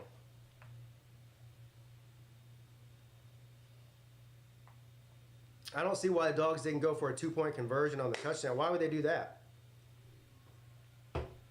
If you don't get it, then you need a touchdown to, instead of a field goal to go to overtime.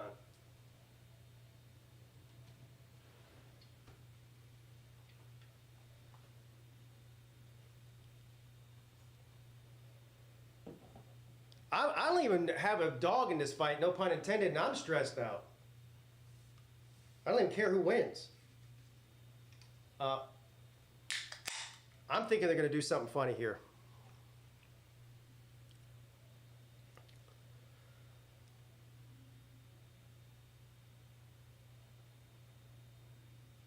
The field goal Georgia missed earlier would have been helpful now, yes. Also, the turnover is what really, that's what really did it. That's the difference in the game. When they turned the ball over down on their own, whatever it was, 14-yard line, and Alabama went right in and scored. And the field goal that was missed, obviously. The doinker, boy, you'd almost rather him miss it by 50 yards to left or right than doink it. When it hits the upright, that's even worse to watch. Okay, here we go. The kick is, and they do a squib kick. What in the hell was that? I don't know what that was, but it was something. I mean, I know, I see the point there. They're trying to make a ball that's not returnable, which it wasn't. But, okay, doesn't matter at this point. They kicked it away.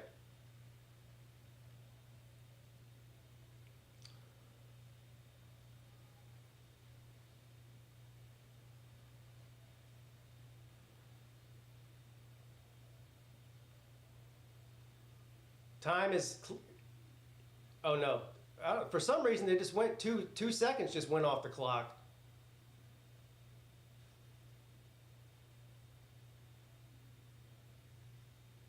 All right, 2 minutes and 51 seconds to be exact. 1st and 10 Alabama from the 25-yard line. Georgia's got 2 timeouts, that's it. Milroe's gonna keep it. Oh, nightmare scenario, there he goes, off to the races. Oh boy.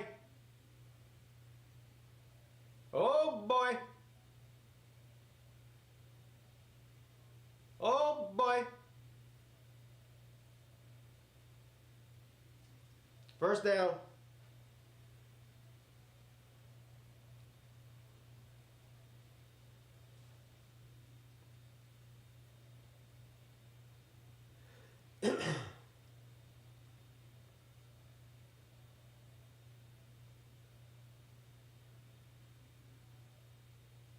Clock continues to run. Georgia still hasn't used any of their timeouts. 2 minutes left. 1st and 10 from the 45 after the big run by Milroe. Now they're going to run it again with the running back this time. And he gets 2 yards. Clock continues to run. Georgia's going to have to call a timeout here. And I think they did. They did. So Georgia uses one of its remaining 2 timeouts to stop it inside of 2 minutes now. If you're Alabama, let me tell you something. If you're Alabama and you throw the ball at all on this drive, you deserve to lose the game. That's the end of that. It's going to be either Milroe needs to run every play or hand the ball off every play. That's the only acceptable play call in this situation. Period. Don't give him an option to play. Don't even give him an option to throw it.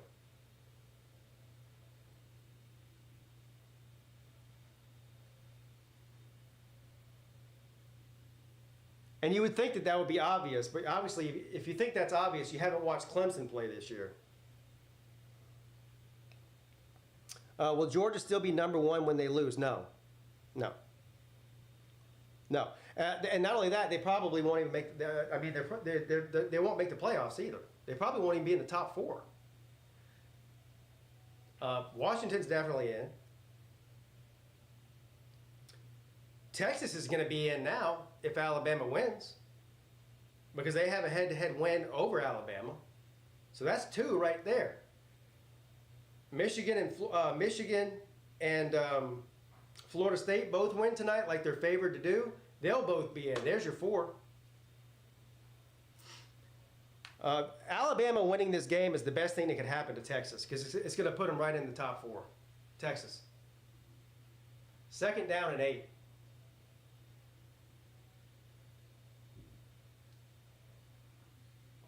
Milroe keeps it. Dives for the 1st down. That's going to do it, folks. That's going to end the game.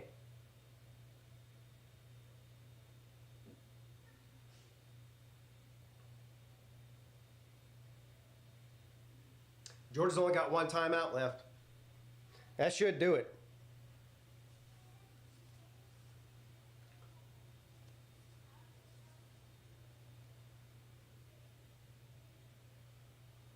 Did they call their final timeout? I don't see what the point would be of doing that right now, but clock continues to run inside a minute and a half.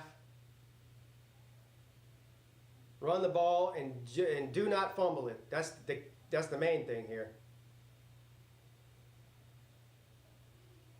And so they run it for 0 yards. Clock continues to run. Georgia uses its final timeout. 2nd down and 10 coming up. 1 minute and 15 seconds remaining on the clock.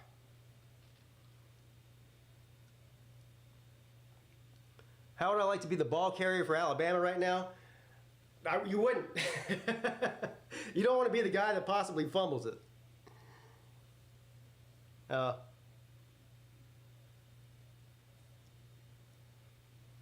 Shout out to all the people in here. Make sure you hit the thumbs up because YouTube really cares. What an amazing game this has been, though.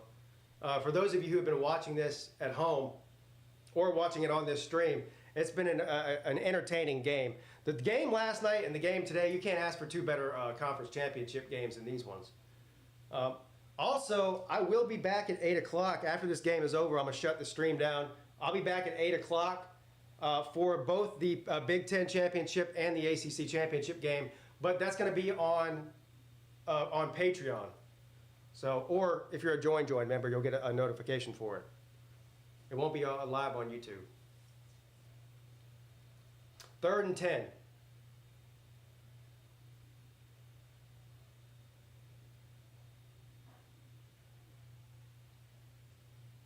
Clock continues to run. Georgia can't stop it. Alabama's going to let this thing go down to whatever, 30 seconds, and then call a timeout. And then or they'll just kneel it, and that'll be it. They do. That's it. Game over. Alabama upsets the Bulldogs and becomes the 2023 SEC champions. And in retrospect, it might be the worst thing that could happen to the SEC, because there is a possibility now that there are 0 teams represented in the college football playoff in the SEC. It's a possibility.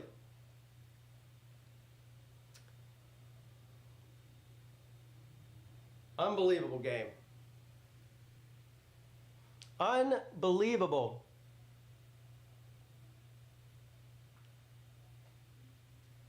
Unbelievable.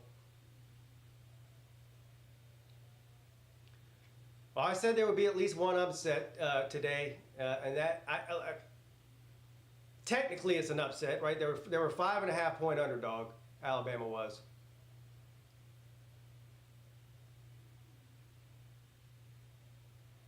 And there you have it. 27-24 final score. Don't even really know what else to say other than a great game.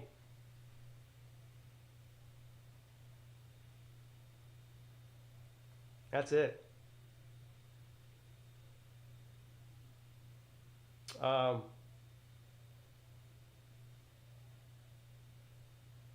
Alabama's cheating. What's up, Space Mountain? How you doing, man?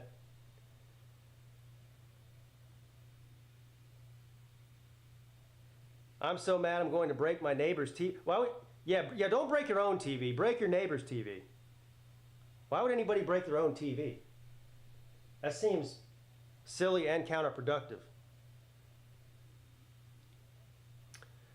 All right, guys, I'm going to shut this one down. Like I said, I'll be back in about 30 minutes. If you want to become a Patreon member, there's a link in the description. You can join Patreon. And what I do is once I start the stream, I will post a link on my Patreon page to the stream, and that's how you'll access that. If you're just a member of the YouTube channel, like a join member, you'll either get a notification or you can go to my community tab and I'll post a link in there. If for some reason some people get notifications, some don't. I don't know how that all works, but YouTube hates me.